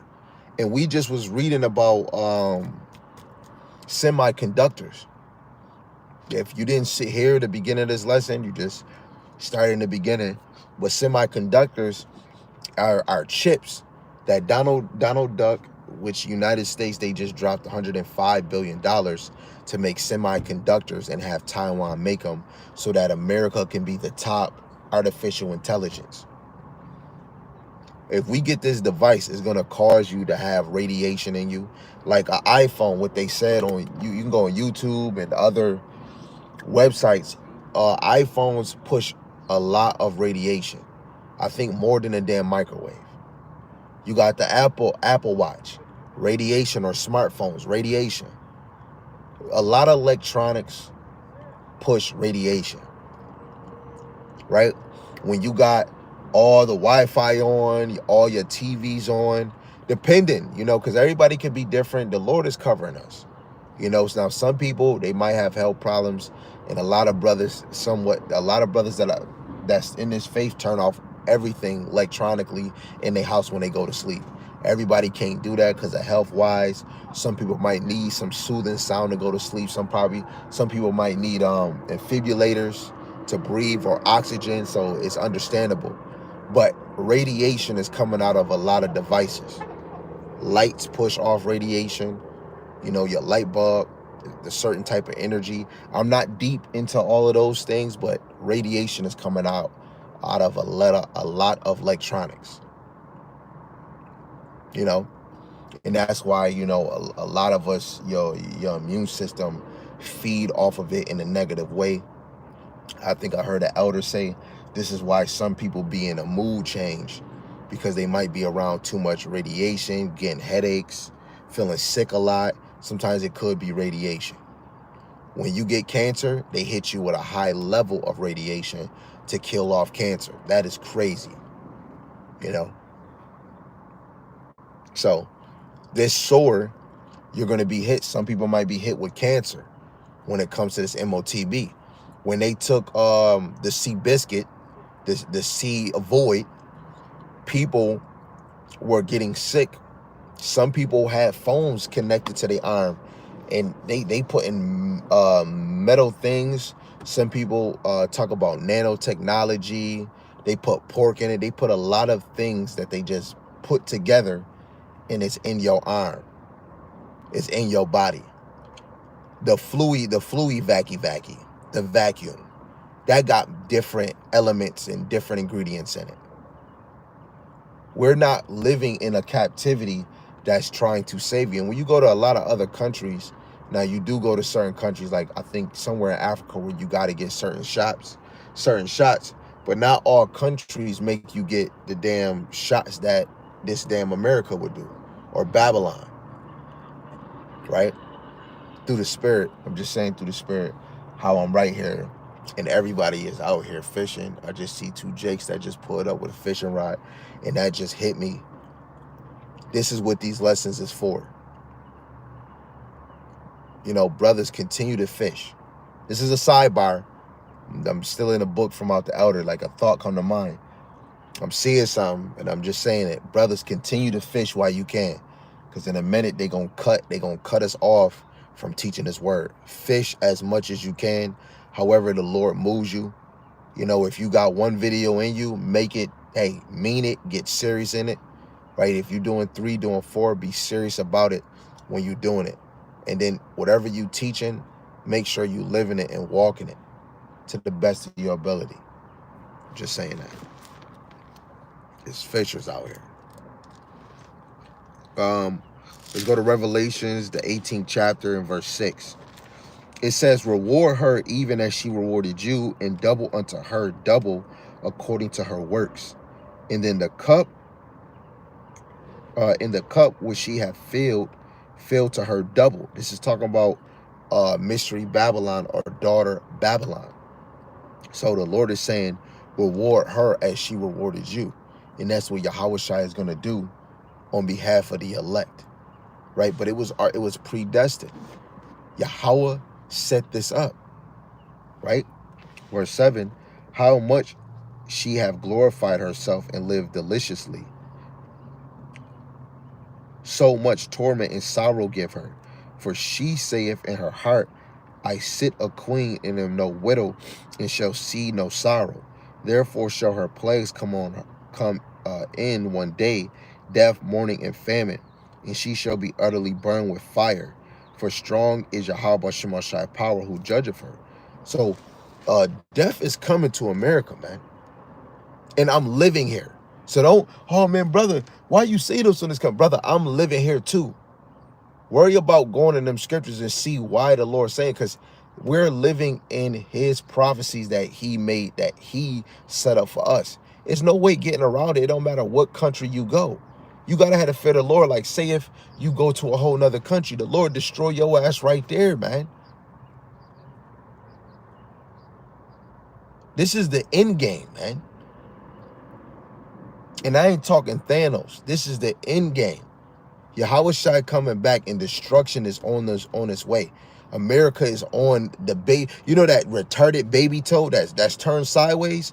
America is on that toe right there, man. Divided. The Lord said the last trump. How it's crazy how the Lord says the last trump, and is a Trump in office.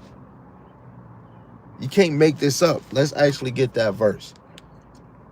The last trump is the last war.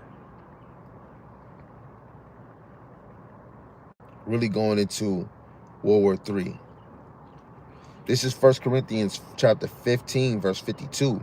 In a moment of a twinkling of an eye, at the last trump, for the trumpet shall sound, and the dead shall rise incorruptible, and we shall be changed. Right? So if you getting beamed up, 1 Thessalonians chapter 4, verse 15 to 17, what is going on? 1 Peter 4 and 17 and 18, right? The judgment is going to happen in the house of David. the house of God, and then the ones that's not obeying the truth. And then 18, the righteous is going to be scarcely saved. So while the destruction is happening in Babylon, the righteous is going to get beamed up. So you're going to have a nuke. I'm going to try to paint a picture for you to the best of my ability, right? So let's look at this being a missile, right? So it's flying. They press the button. Do. However this worked. And just don't just look at this as just one. Look at this as multiple. In Revelations, the ninth chapter, is going to be 200,000, which is 200 missile horseman army. Horse just goes into power. So it's not really man. It's going to be ICBM missiles that's going to destroy Babylon. So look at this as 200,000 missiles coming from many directions. So they are pushed. They're in the air. Boom. While they're in the air, simultaneously, Yahawashi is going to come in his chariot. That's you can't even see the end of a region. And the other angels is going to be in their chariots too. Those missiles are going to be almost coming down, just like when you go to St. Louis, that damn joint, that monument that they got over there is going like this, just like the rainbow, almost coming down. Scarcely being saved is like in a difficult state, or rarely being saved, like the skin of your teeth. Literally, like this. So just imagine you on the ground, or however we're gonna make this work, like how my Bible is, and this joint going down, and this is Yahawashi here. Boom. Scarcely being saved is like seeing the missile with your eye view. Go watch the first episode of Fallout. And the little girl said, because I forgot, I gotta probably watch it again. The dude said, if it's bigger than your thumb, if it's smaller than your thumb, you stay where you at, I guess. But if it's bigger than your thumb, run. If the boom is bigger than your thumb, you gotta angle it. If it's bigger than your thumb, run. Keep it moving.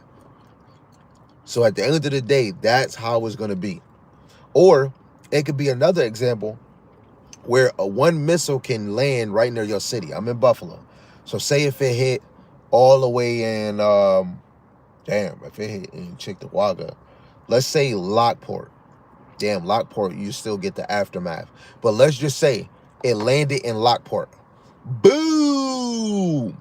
The elect simultaneously, say if it is the elect in Lockport, right before it even touched the ground, bing, you saved. Or right before the aftermath hit your house, right before, beamed up, right? And I'm in Buffalo, I'm near this water, and the aftermath about to spread, and the Lord can save me right as soon as it touched, and I'm feeling the shake. And then the other missiles is in the air coming down. That is being saved. That's scarcely being saved.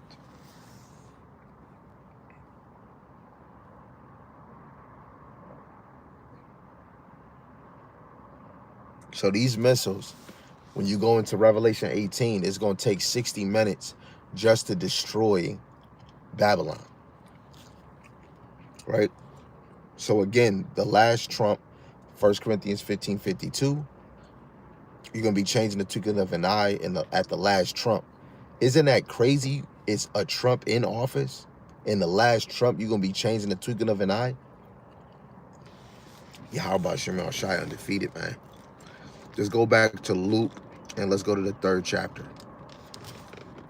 This is Luke chapter 3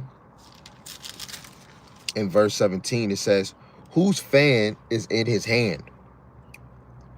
And he will thoroughly purge his floor, and will gather the wheat into his garner. But the chaff he will burn with fire quenchable. Right? And I believe this is going into I'm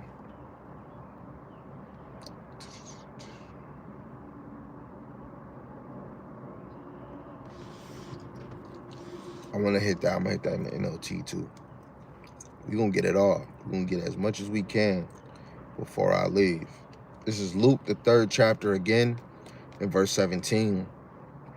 In the NLT, it says, he is ready to separate the chaff from the wheat with his winnowing fork, Then he will clean up the threshing floor, gathering the wheat into his barn, but burning the chaffs with never-ending fire. Right? And that chaff is the wicked of our nation. And we can go into other examples like the wheats and the tare. The wheat is the elect. The tare is somebody that look like an Israelite but not. But then you got the sheep and the goat, the elect, and the goat is Esau. A lot of Esau is going to die off of this war that's going to take place. And when Yahawashi comes, the Lord is just going to save I'm gonna just say remnant of Esau. He's gonna preserve, not save. They're gonna be preserved, because being saved, he's taking you out, like Moses taking us out of Egypt. Yahawashi is taking the Israelites out of their bondage, four corners of the earth. And some of the rebels is still gonna be on the earth, but he's gonna take the elect and they're gonna be beamed up. They're gonna be with the Father. But the wicked of Jacob is going to be divided and separated from the righteous, and they're going to be destroyed with that fire that we were reading in multiple verses. So it's a scary thing to be an Israelite and not to be serious for Yahweh Shem Yahawashi. And it's a good thing to be an Israelite, even though none of us know if we are of the elect at that time. Because when Jacob trouble come, even at the MOTB, the Lord at any time, you'll know if you're the chosen. Right? It's not gonna be, oh yes, it's not like the movie 2012 when the dude said, I'm going on a big ship and you're gonna die. The elect ain't even doing none of that, because it's still about Yahweh Shem Yahawashi. Just because I'm the elect, I didn't make myself the elect. It was all Yahweh Shem Yahawashi. If I am of the elect, the Lord predetermined me to be of the elect. Just the same as me coming in this thing teaching, it's not of me. The Lord gave me the talent to teach. He gave me the talent to want to talk. He gave you the talent maybe to be good with words, or teaching with Hebrew, going into the history, going into languages, going into so many different levels. All of those talents and those gifts come from Yahweh Shem Yahawashi. No man, no woman on this earth ever got anything of their own. Right? Yes, you might say your job and all these other things, but technically all things was in the mind of Yahweh Shem Yahawashi. All things was in Yahweh, which was given to Yahawashi. This whole story consists and was created by Yahweh with the hands of Yahawashi and the other powers to be. That's how you know Yahawashi is a carpenter. And yes, he's a carpenter just like his father Joseph, but he truly is a carpenter just like his father Yahweh, because all of this was in the mind of Yahweh. So he's the top carpenter, right? That just hit me. So I got another one, 2nd Ezra, the 13th chapter, but we already went through that. I said I wasn't going to read the majority of all the verses in there, but we damn near dead. And that's really going into that war that's going to happen on this side. So since I went to that already, I'll go to this other one in Wisdom of Solomon. In the way it hit, I'm going to read it in the GNT. This is Wisdom of Solomon, the 5th chapter. And I'm going to start at verse 20. It says, he will sharpen his stern anger into a sword, and the forces of nature will join him in battle against those who are foolish enough to oppose him. Right? And that nature is going with all things that consist of Yahweh Shem Yahawashi, starting with the elect and even these animals, because that goes back into the time of Adam. Those animals was in line with Adam.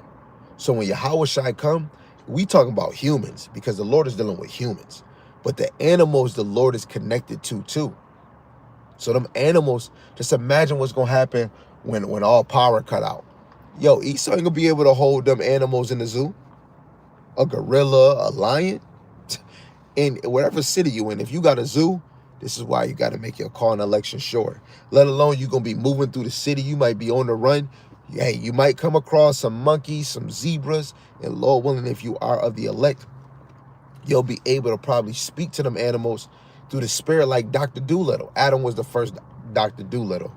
I'm just saying that, which is really Yahawashi. Think about that. Naming all the animals. They was in tune.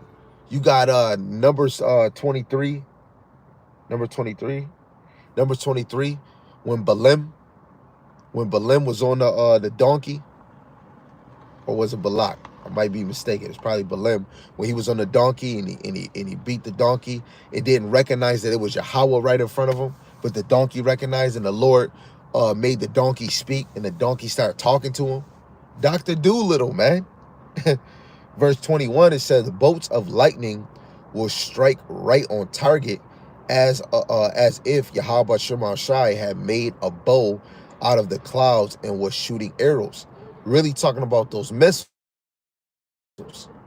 right? Because when those missiles drop, it make that boom, that thunderbolt sound. And when missiles or nukes is dropped, what does it make? It says hailstones, which is another word for even calling them missiles, will beat down on his enemies with terrible force.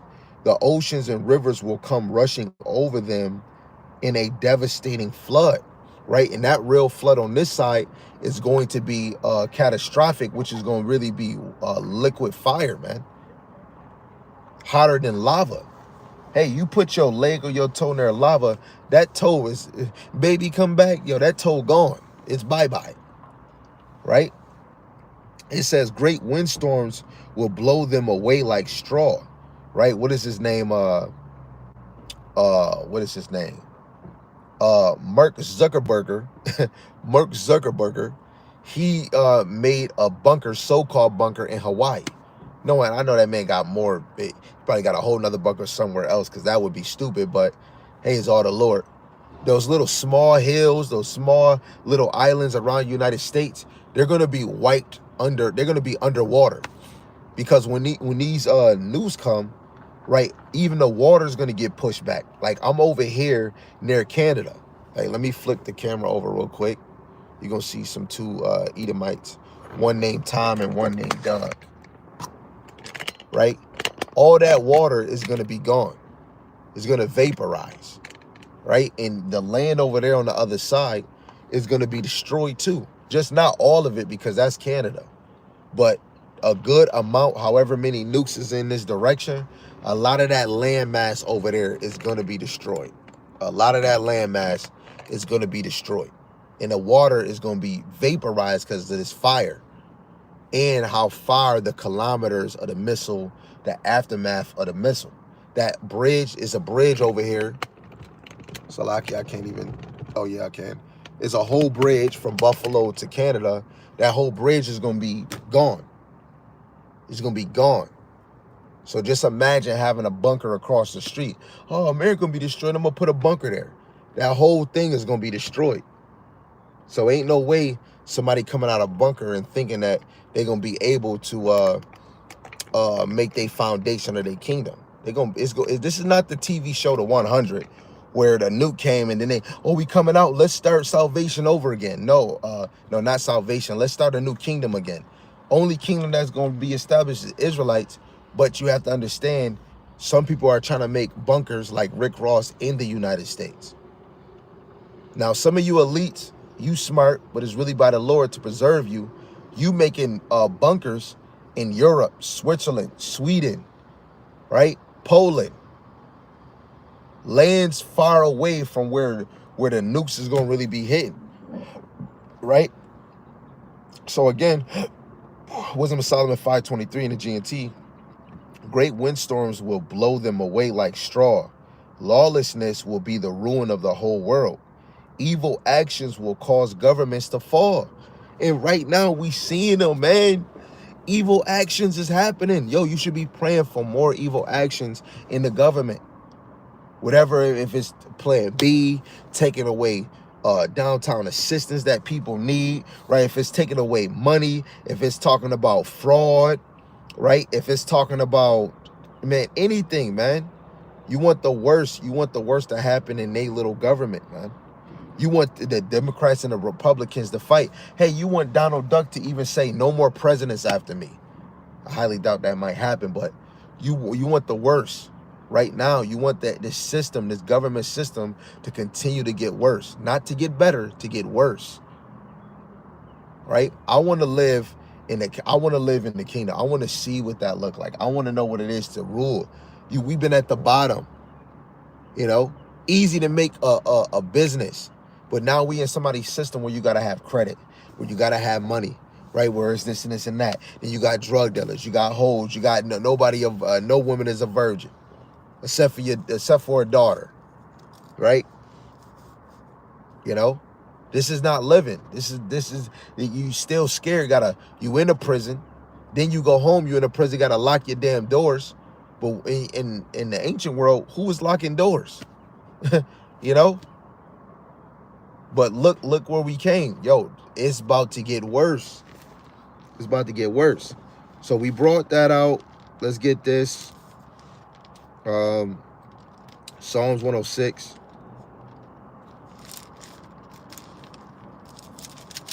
This is Psalms 106 in verse 18. It says, okay, it says, and a fire was kindled in their company, and the flame burnt up the wicked. Wait, hold on. Who is the wicked? Yes, we know it's wicked in the nation of Israel, but who's the supreme wicked? Because we already covered Jake is going to be destroyed. Let's go to Malachi 1 and 4. It says, whereas Edom saith we are impoverished, but we will return and build a desolate places, which they actually did after Rome fell. That 1,000 years, the Lord had them in the bottomless pit, which is in Europe. Then the Lord let them loose, and then they rised again through the Vatican, right? Talking about the Borgia family, and they started to establish their new kingdom, right? And they built the desolate places, Canada, right? Europe, Poland, the Caucasus mountain, or the Caucasus Island, all the lands in Europe, right? London, Paris, Britain, builded all those things back up. Thus, if Yahweh of hosts, they shall build, but I will throw down. They shall call them the border of wickedness, and the people against whom Yahweh have indignation forever. So even though that this indignation is even the 2/3 gonna get it, Esau, you are the main target. And the Lord, so player, y'all really think y'all doing something, but the Lord put it in y'all to go hide in them holes, to fulfill other prophecies where the men of the Lord are. Instead of being fishermen like these folks is, we're going to be hunters. Lord willing, I'm one of those. I want to let loose. And I want to do it for my little man and my daughter that, for my wife, my first wife, they natives.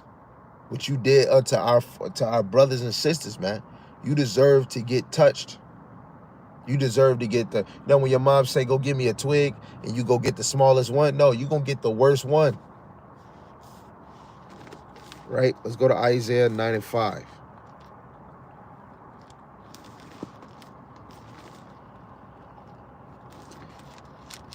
This is Isaiah 9 and 5. It says, for every battle of the warrior is with confused noise and garments rolled in blood, but this shall be with burning in the fuel of fire, right?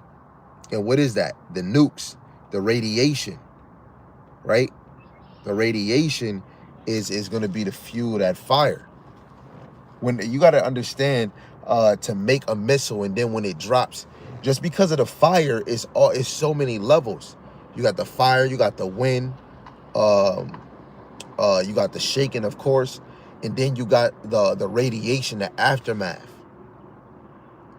Buffalo only got 900,000 people. Let a nuke or two nukes, one in the city and one in Cheektowaga, hit this place. Now, let's just say Cheektowaga. That joint wave all the way up here, a lot of people going to be just getting sick and die just from sickness of the radiation.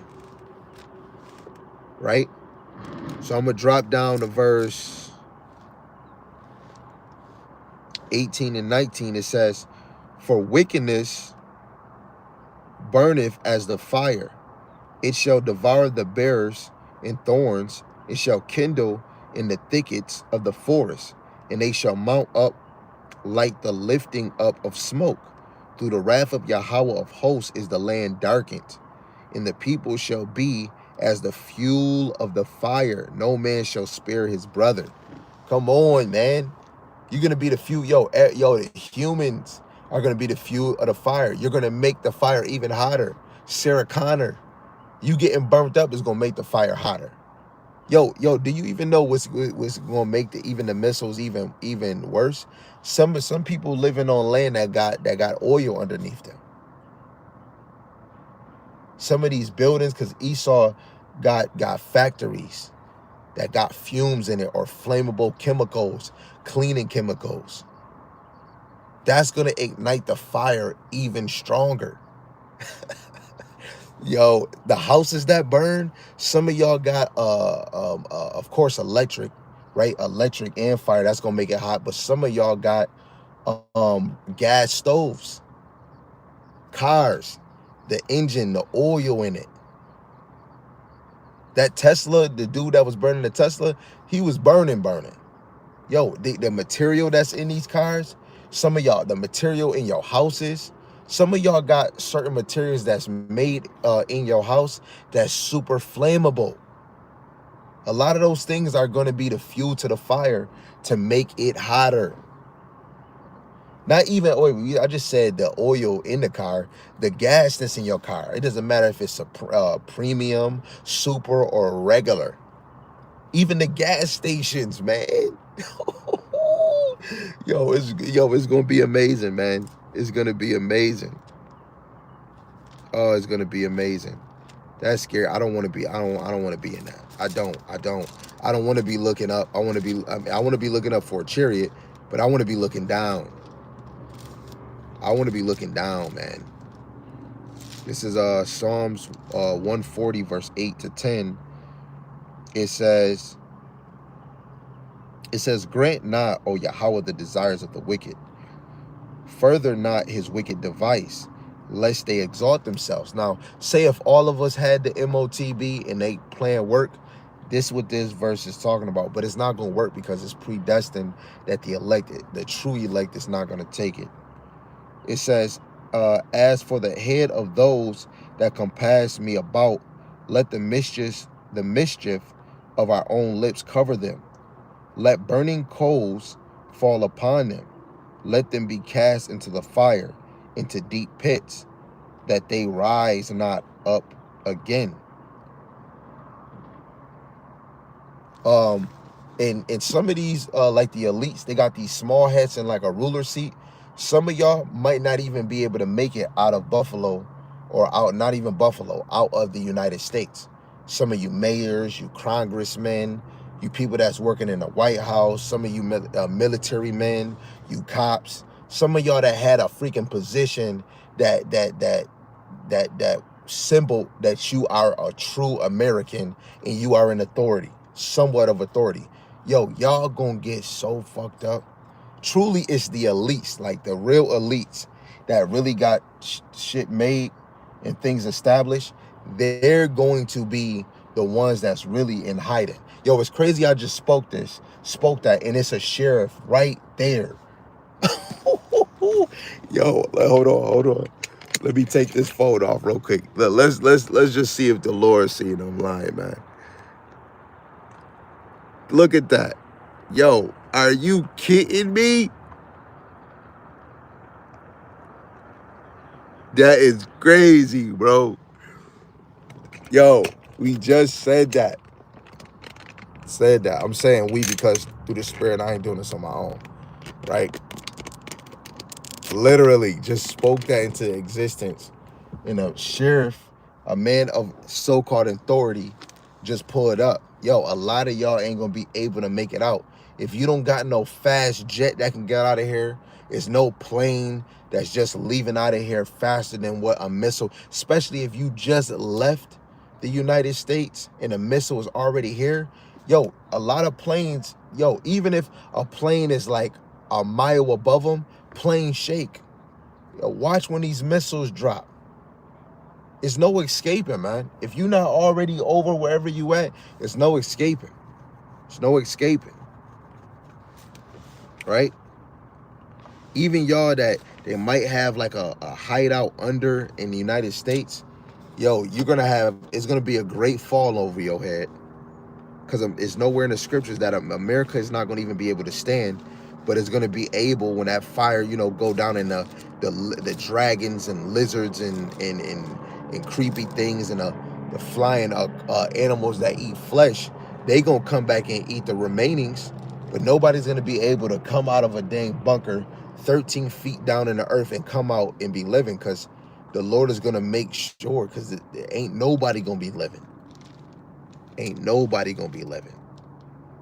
So going back to Isaiah 14, I'm going back to Isaiah, and I'm going in Isaiah the 14th chapter, and I'm reading verse 21, and it says, "Prepare slaughter for his children, for the iniquity of their fathers, for that they do not rise nor possess the land, nor fill the face of the world with cities," right? So prepare slaughter for his children, for the iniquities of their fathers.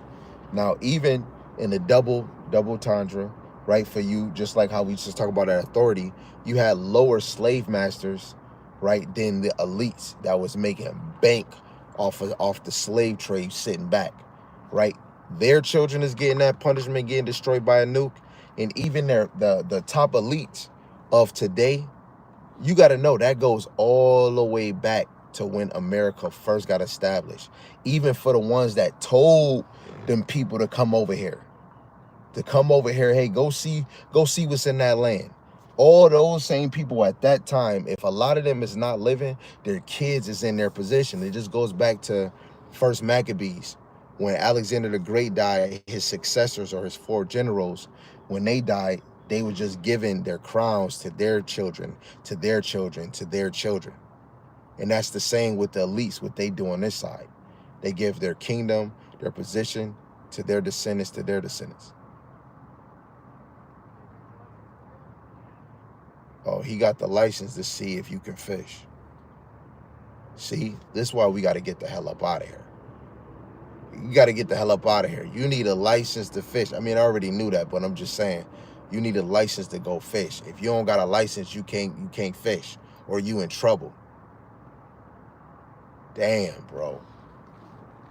Literally, we are, man. Let's get this. Psalms 148, verse 8.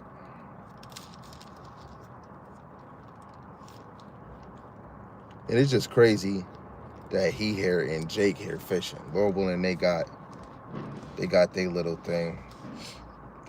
This is Psalms 148 and verse 8. Fire and hail, snow and vapors, stormy wind, fulfilling his word. Right? And that's gonna go into the destruction that's gonna take place in this place. Right? The words of Yahawashi is going to be fulfilled, regardless if we accept it or not. Ain't no hiding, ain't no running, ain't no skipping to the loo. What you really want to do is work out your salvation. You want to be sure. If you really want this crown, this is the most important thing, right? All these little side things that we have, like I'm a man. Most men, they got their little what they happy for. I'm happy for this, or oh yeah, I got another car, or I'm fixing my credit, or I've got a video game, or I climbed a mountain, or whatever whatever your little thing is. But the number one thing in your life is important, is getting that crown. It's pleasing Yahawashi.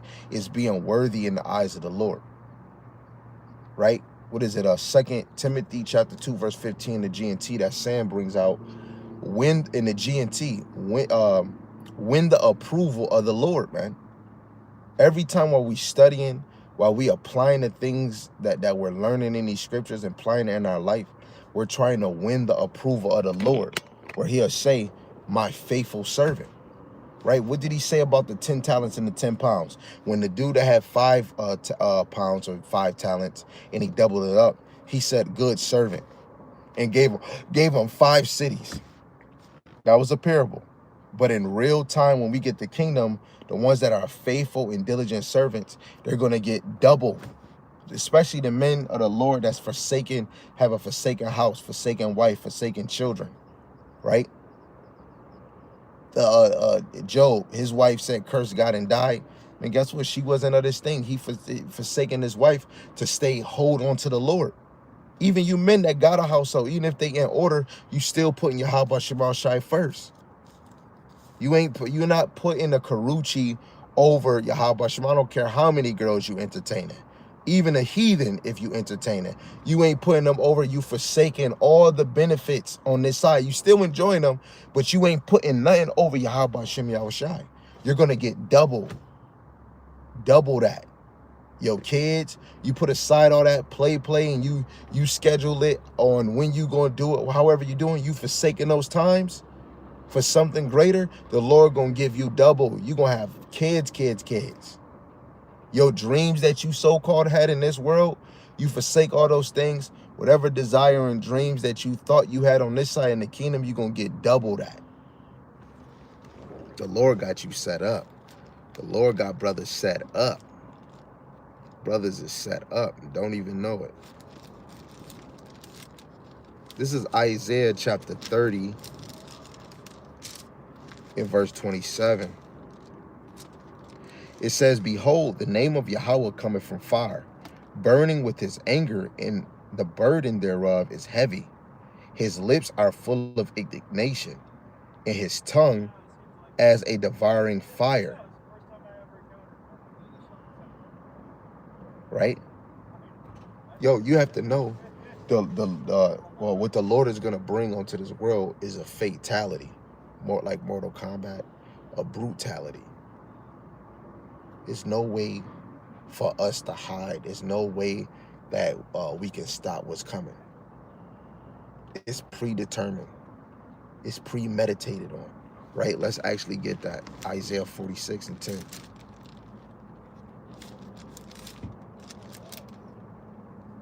This is like probably one of my favorite verses. Like I'm always getting a new verse that's my favorite, even though all of them is.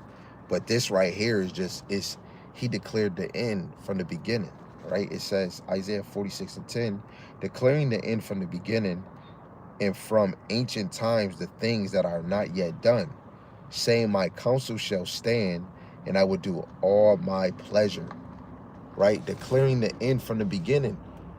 So who's gonna make it and who's not is declared from the beginning. How you gonna die is declared from the beginning. What city, what country you gonna be in is declared from the beginning. All this is declared from the beginning.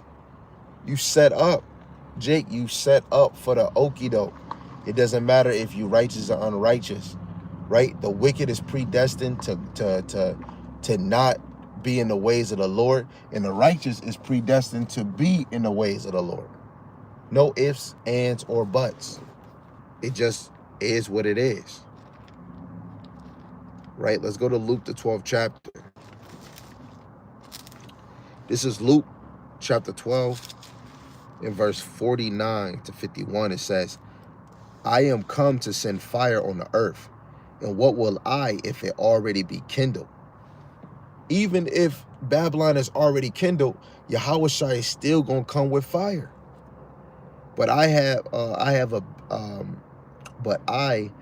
baptism to be baptized with. How am I straitened till it be accomplished? Suppose ye that I am come to give peace on the earth? I tell you nay, but rather division. Right? And what is that division? Right? We got multiple examples, but I just want to go to this one that's in my head. Matthew, the 25th chapter.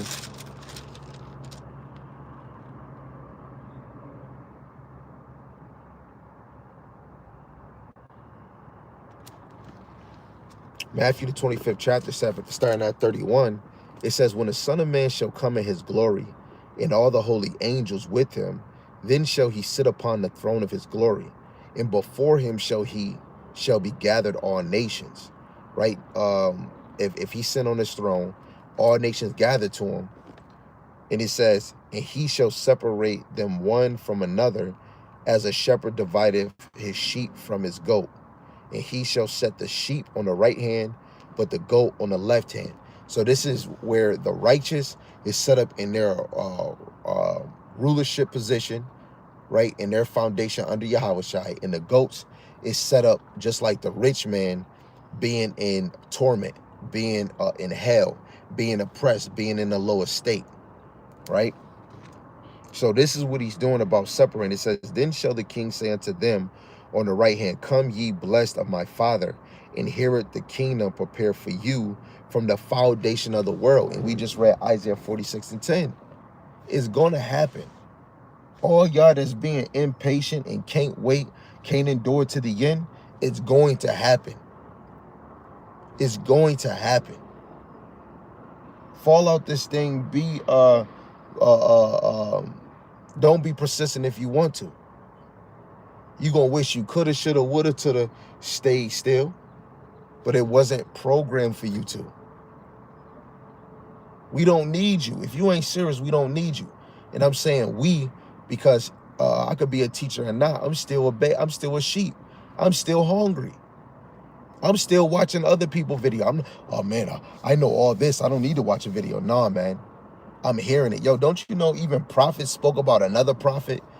Did Jeremiah say even the prophets before me spoke of old? Hey, guess what? Even when you're reading about other prophets and what they said, what they prophesied.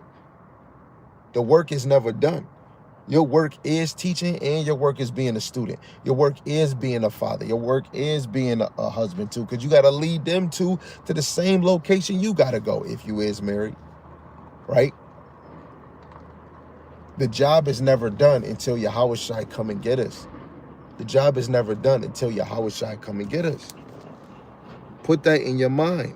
Put that in your big Abdullah Obligata. This is Psalms 83, verse 14. It says, return, we beseech thee, O God of hosts. Look down from heaven and behold, and visit this vine. Right? St. John 15, that vine, really going to the vineyard, is the nation of Israel. Right? It says the vineyard which thy right hand hath planted. Who's the right hand? Yahawashi. In the branch that thou madest strong for thyself. Really, Yahawashi planted us. And that goes with the elect. St. John 15, I have chosen you, you didn't choose me. This ministry chose us, we didn't choose it. It says, it is burned with fire, it is cut down, they perish as the rebuke of thy countenance. Let thy hand be upon the man of thy right hand, and upon the Son of Man, whom thou madest strong for thyself. So will not we go back from thee, quickening us, right? Make alive. And we will call upon thy name. Come on. Only the righteous call upon his name. And this is in Psalms. So in the time of Israel, in the time of David, right, the children of Israel knew the name of the Heavenly Father. They were saying Yahweh. They was probably saying it more than we saying it now. When Yahawashi came into play, they knew the name of Yahawashi. Ezra knew Yahawashi's name before he even got on the earth. Multiple of the prophets knew the name of the Lord, right? Let's go to Psalms 106. And I'm not, we almost done. I'm not stopping till we get done with these verses. This is Psalms 106 in verse 18. Hey, I know Israel got a short attention span, but this got to come out, right? It says, Psalms 106 verse 18, again, and a fire was kindled in their company, the flame burnt up the wicked. That's going to be a beautiful sight, man, to see the calamity of the wicked, to see the fall of their empire, right? This is even more why brothers is going to be laughing, right? This is Psalms 37.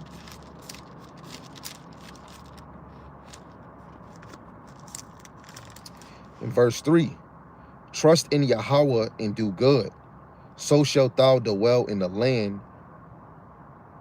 Verily, thou shalt be fed, right? We should be trusting in Yahweh Hashem Yahushai.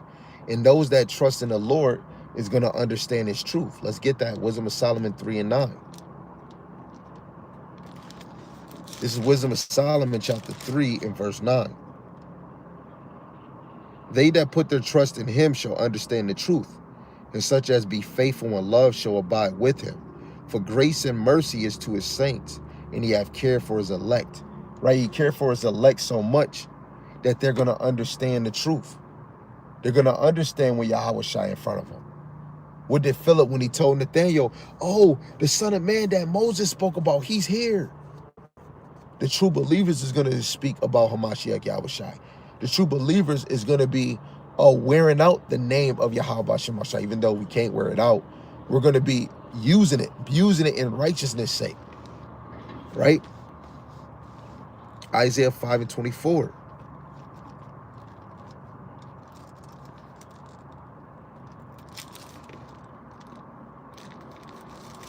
This is Isaiah 5 and 24.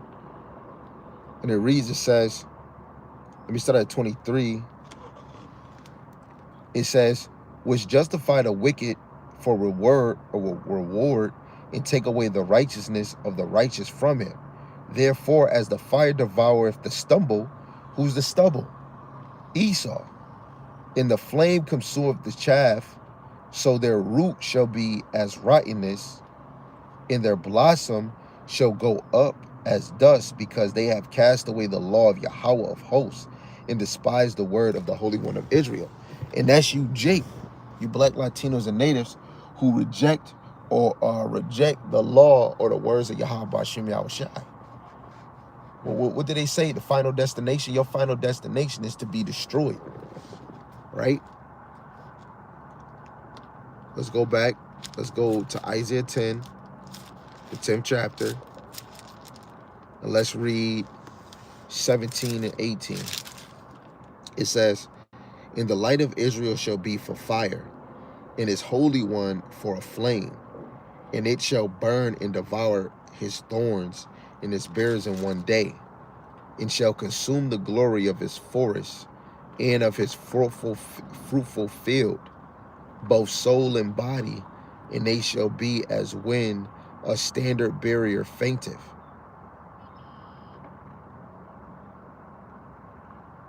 Right?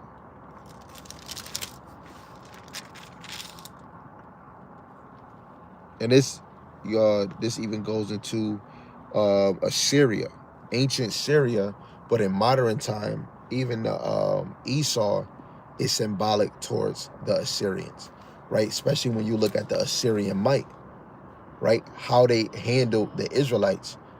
Esau is doing the same thing, right? Because ain't nothing new under the sun, right? Well, what is it called? A similitude. Esau is in likeness of the Assyrians, right? And they're going to be destroyed, right? This is going to be the greatest destruction the earth has ever seen. And it's going to be scary. This is why when we hear it now, you know, this is the same motion that we had back then. Somebody was giving you the word before it happened. You know what? Let me actually get that.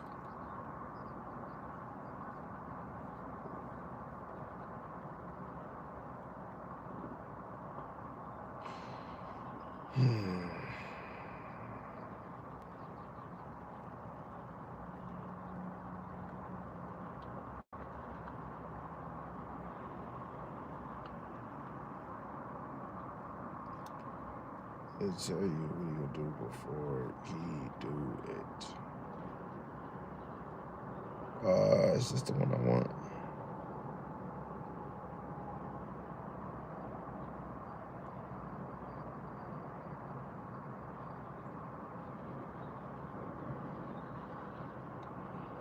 No, that's not it.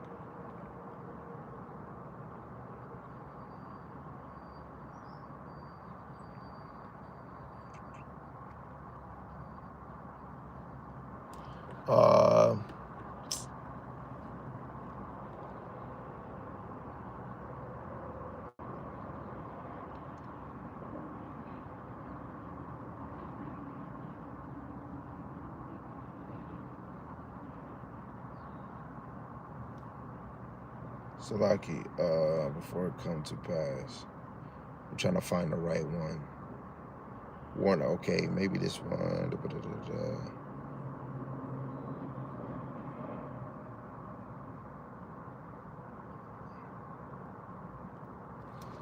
This is giving me, I don't know if this is the one I want though. Isaiah 41:22.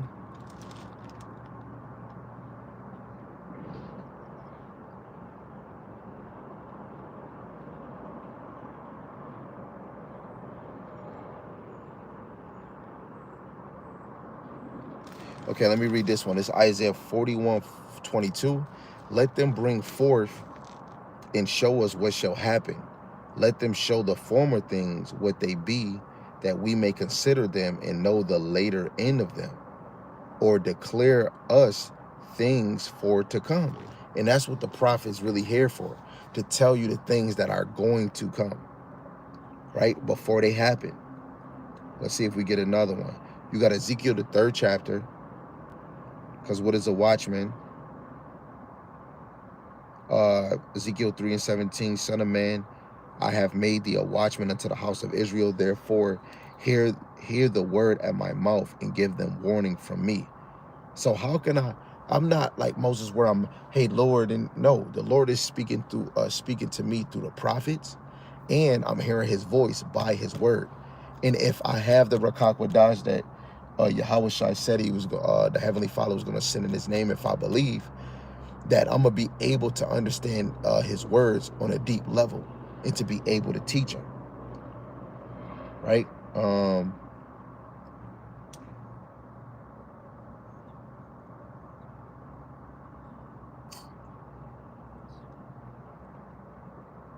This is not the one I want.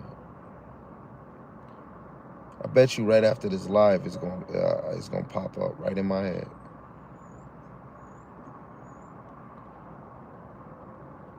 I forgot what it is. It's gonna probably come to my head after, but I don't want to hold it because we almost out of here. So let's get another one. This Isaiah 29:6.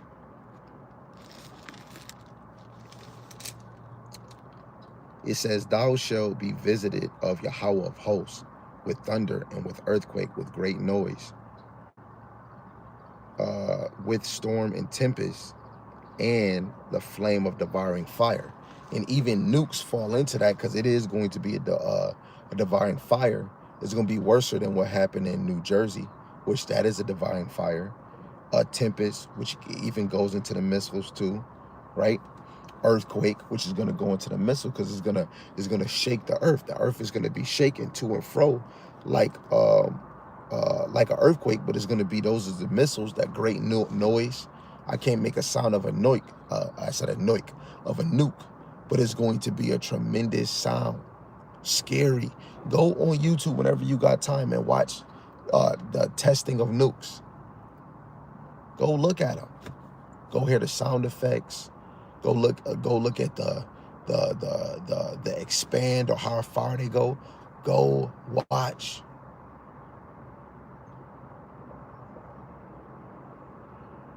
Right? Go make your call and election sure. Right? I want to have fear of the Lord. What he said in St. Matthew 10:28. Don't fear what man can do unto you, but fear him which can kill body and soul. That's yo, the Lord, I'm just saying this, man. The Lord could kill me right now. The Lord could kill you wherever you at. Yo, I gotta go use the bathroom. Go right on the bathroom. That'd be your last time walking out the bathroom. You go to sleep, sleeping real good in a whole nother dimension. And I do that too. And you're not even thinking about waking up. You just don't wake up.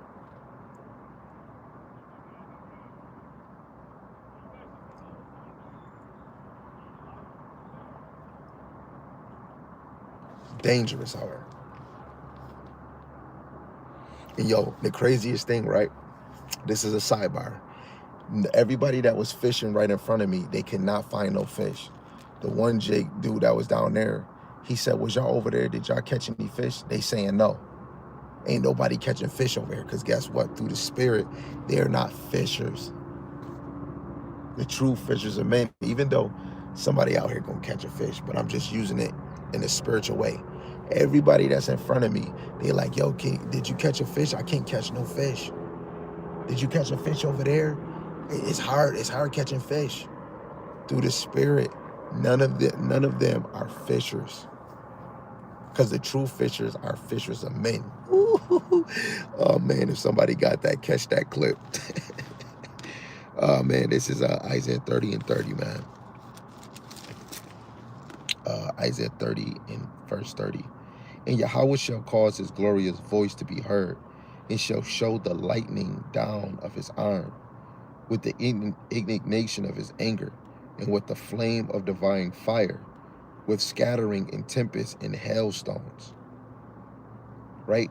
The Lord is about to kill. Right? I'm just going straight to the points, the nails in the coffin. Right? You just hear indignation. You hear fire with scattering and tempest and hailstone. It was this picture that me and the brothers was using. I had in my phone, but I deleted it for space, where the Jake sister and actually multiple Jakes was running, and you got nukes dropping, and it's a chariot behind them, following them, and it's laser beaming people. Yo, the day of the Lord is not something you, I'm not gonna say this brother name, but like the brother Yarmayan said, is a brother that we used to labor with. And he's like, yo, man, he had a dream about him. He said, man, I got to put a few things in a lineup. For any one of you Jakes that's putting anything in this world before Yahweh Ba'Shem Yahawashi, you making the worst, biggest mistake in your life. Everybody in this world has problems and has situations. House, kids, right? I got 8 kids, man. Except for my son that's not in my household, but 8 kids, 2 women, and whatever you got. You know, everybody got problems. Work, paying bills, right? I'm not the righteous man in the earth.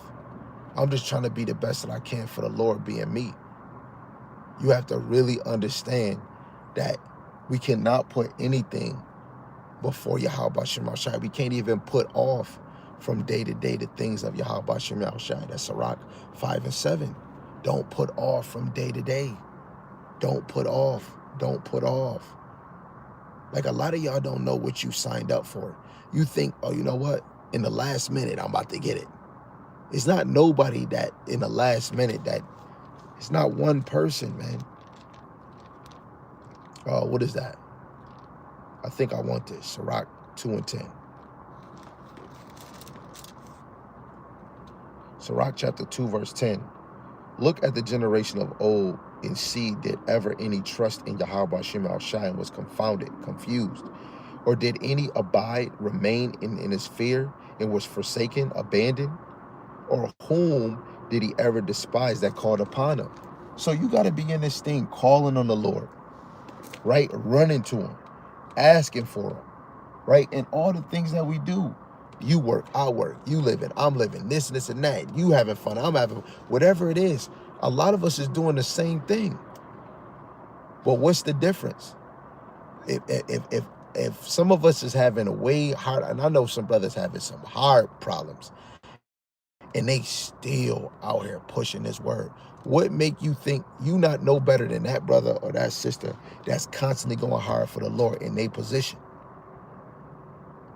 A lot of y'all putting off from day to day the works and the will Yahweh Ba'Shem Yahawashi. I'm telling you, you're gonna be destroyed. You're dead, man. You're a spirit. You're spiritually dead, man. Revelations 11 and 8, man. And a lot of y'all came in this truth and then left.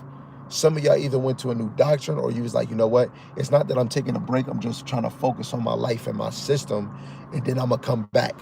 A lot of y'all is putting y'all life before the Lord. The Lord said, if any one of you love your family, your wife, even if you love yourself, if you love your life more than Yahweh Ba'Shem Yahawashi, you're going to be destroyed. You're not fit to be a disciple. I'm happy some of you brothers getting removed, but Lord willing, he don't do that to me. Because when you get removed, it helps a lot of us believers to know who not to be beside, who not to say, hey, yeah, that's my brother. Judas was not a brother of the 12. I mean, a brother of the other 11 he was around, and he wasn't a brother of Yahawashi, right? Let me see if I can see this real quick in St. John 15. 1, 2, 3, 4, 5, 6. We got 6 more verses and we out of here. 6 more verses and we out of here, man. Let me see if this is it. Let me see if this is it. 16, I call you friends. Let me see if this is it. I didn't know that I was going to come in this thing and bring this out.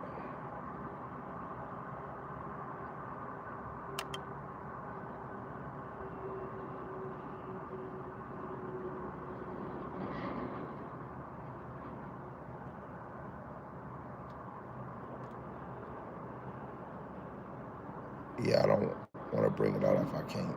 Yeah, if I don't see it, I don't want to bring it out. But you know, when Yahawashi said he gave up his life for his friends, when you go into that word, friends mean brother, right? So the disciples, or really the ones that's actually receiving his truth, that he called in his truth, those are his brothers.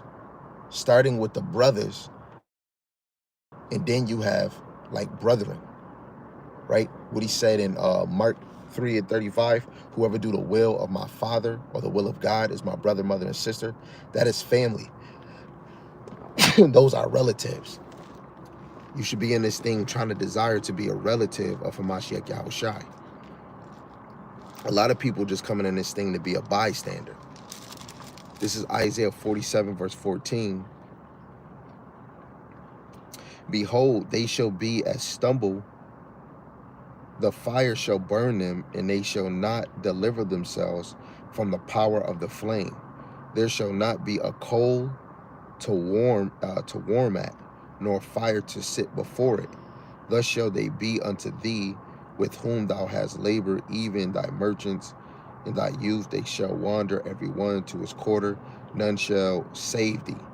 Right? Yo, nothing is going to be able to save you out of this, man. The trouble that's going to come, even the gods or the idols that Jake believe in, nothing is going to save you from the trouble, the wrath that Yahweh Ba'Shem Yahawashi is going to send in this place. And I'm even teaching. This is a video that's recorded, that's live. So it's already, if I even slip, if the Lord remove me out of this, I'm held accountable. Regardless, anybody in the faith and not taking it serious, you are held accountable. Right? Let's get this classic in 2 Peter, the 3rd chapter. This is 2 Peter, the 3rd chapter, starting at verse 6. Whereby the world that then was being overflowed with water perished. Talking about in the time of Noah. But the heavens and the earth, which are now by the same word, are kept in store, reserved unto fire against the day of judgment. So the flood already happened. But this life and this kingdom and this earth is preserved, reserved unto fire. Come on, the Lord reserved this day for fire. The Lord reserved them. How is it that this whole country is separated from all the other countries? Because it was reserved to be put on fire against the day of judgment, perdition of ungodly men. But behold, be not ignorant of this one thing, that one day is with the Lord as 1,000 years, and 1,000 years as one day, right? So really, this is one day. Yahawashi was gone really for 2 days, technically, 2,000 years ago, right? It says, in Yahweh Ba'Shem Yahawashi is not slack concerning his promise, as some men count slackness, but is long suffering to usward, not willing that any should perish, but that all should come to repentance. And only the elect is coming to repentance. And what he said long suffering. Being in this flesh is long suffering. Working a 9 to 5 and you an Israelite is long suffering.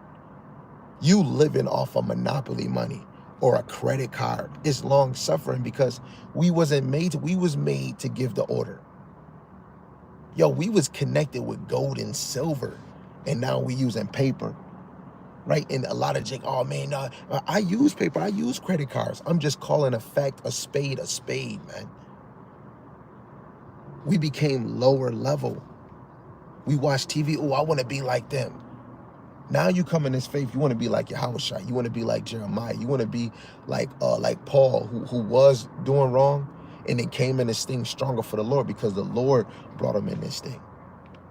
But guess what? The Lord is not slack concerning his promise. It's just the time that the Lord is taking, his time is different than ours. So it seemed longer, but that's for the benefit of the elect.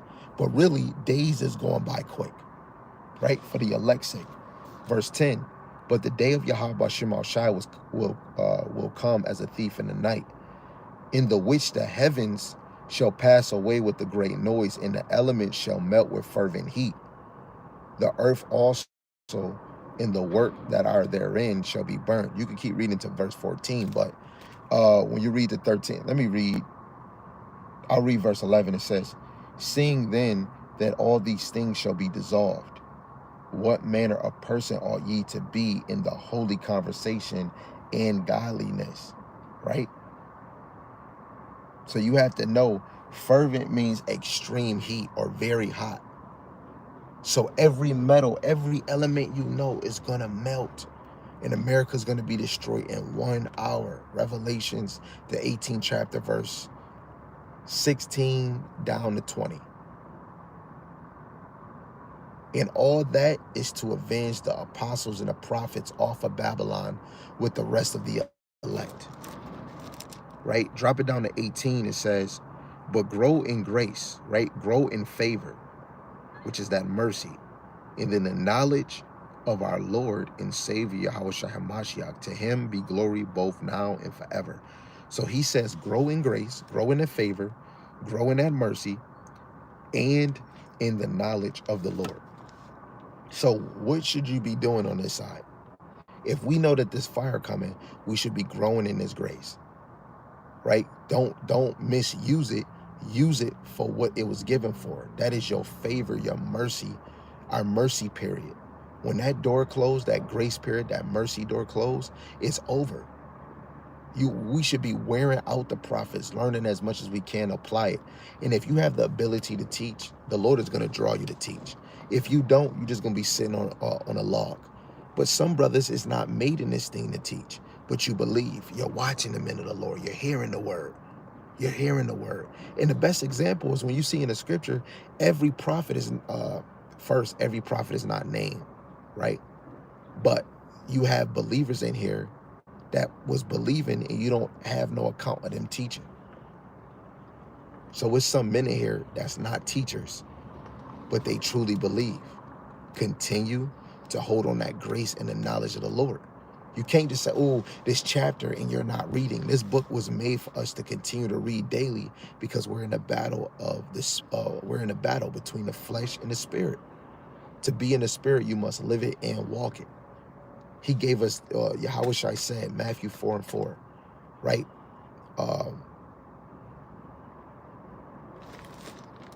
Let me not butcher. Let me not butcher the words of the Yahawashi real quick. Let me not butcher that, man. Let me not butcher that. This is Matthew 4:4. He said, but he answered and said, it is written, man shall not live by bread alone, but by every word that proceedeth out of the mouth of God, right? So we're living by the words of the Lord. And that's what we should be growing on, the grace and the knowledge of Hamashiach Yahawashi. And what did Yahawashi say? Right? When you go to Hebrews 10:7 and in Psalms, Yahawashi come in the volume of the book because he is the word. Come on, baby.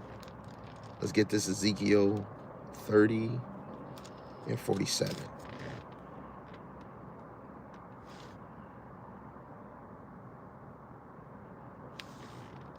Maybe I probably misspoke on that one. I wrote 47. I don't know why. Salaki. I don't know why I wrote that.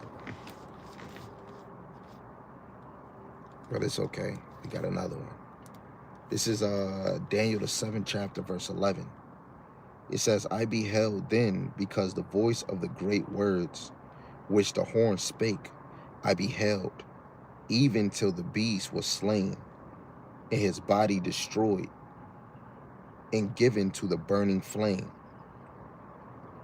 As concerning the rest of the beasts, they had their dominion taken away, yet their lives were prolonged for a season and a time. Right? So that small horn is going to be destroyed, which is this beast, Mystery Babylon, which we in right now. Right? This whore, the New World Order, its system and charagma and everything else is going to be destroyed with it. And it says the rest of the beast, which is really the beast goes back into Rome, Esau, right? Which is going to remain, which is really the elite. The elite, the little small heads, whoever the Lord preserve in their bunkers or whoever they is, they're going to remain, and only for a season and a time, which goes back to the 1,000-year reign with Yahawashi, which is just the beginning of his rulership. And then after 1,000 years, Esau is going to be destroyed, vanquished. That goes into Obadiah 1:18. They're all going to be destroyed. Amalek, Teman, Dedan, all of the descendants of Esau, men, women, and children, they're all going to be wiped out after 1,000 years. Right? And all the other nations are going to go into their own possession that the Lord have given them, which is in the book of Genesis. And the children of Israel is going to go into their possession, which is the land of Yasharallah, right? Right? Jerusalem, wherever the 12 tribes is at, right? But Eden is the whole earth. We're going to rule the whole earth, you know? And we're going to be, I'm just using the GMS name, what the Simpsons said. We're going to be galaxy mystery solvers. Lord willing, if we get in the kingdom. Yeah, I'm still live streaming. We're going to be galaxy, what is it? Galaxy mystery solvers. We're going to be flying to test out all the other mansions the Lord built. Man, yo, the kingdom after this is going to be, so it's going to be worth it. It's going to be worth it for this to be destroyed. It's going to be worth it going through these problems that we go through. It's going to be worth it. And it's going to be worth overcoming them. Right? Let's go to Joel 2:3. It says, a fire devouring before them, and behind them a flame burneth. The land is as the Garden of Eden before them, and behind them a desolate wilderness. Yeah, nothing shall escape them. Woo! Yo, the day of the Lord is going to be so vicious. You know, the Lord is not sparing none. All that y'all was saying against the men of the Lord, right? You women, you men, you children, you speaking sideways, scoffing. The Lord is marking every last one of y'all spiritually. When you go to Ezekiel 9:4, that is the righteous spiritual mark that the elect is going to have. And if you're not of the elect, you're going to have through the spirit, you already marked. And a lot of y'all going to be taking that charagma. You're going to be done. It's over. It's over. And that's amazing. The Lord is prolonging the wicked. And y'all, like all of us deserve to be destroyed. But the Lord is prolonging all the wicked. And he could take you out right now. He could take you out right now. The Lord is allowing you to enjoy your little few moments. That's it, man. He's dangerous. It's terrible to fall in the hands of the Lord. Really got brothers prolonging their life just to either get a nuke or to have famine or to die by a sword. Like, as soon as Jacob trouble come, you die by the sword. You might be thinking, man, I could have died when the kingdom was, when America was in motion. The Lord didn't want that. That is great. Yo, the Lord is amazing. So many people deserve to be deleted right now.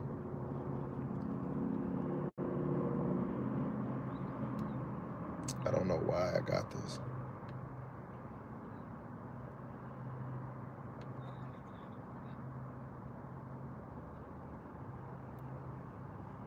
Okay, I'm going to just read this, and then we can close. This is Revelations, the 19th chapter, verse 19. And I saw the beasts and the kings of the earth and their armies gathered together to make war against him, which is Yahawashi, and the angels that sat on the horse and against his army, right? The horse is Yahawashi on his chariot, which is that power.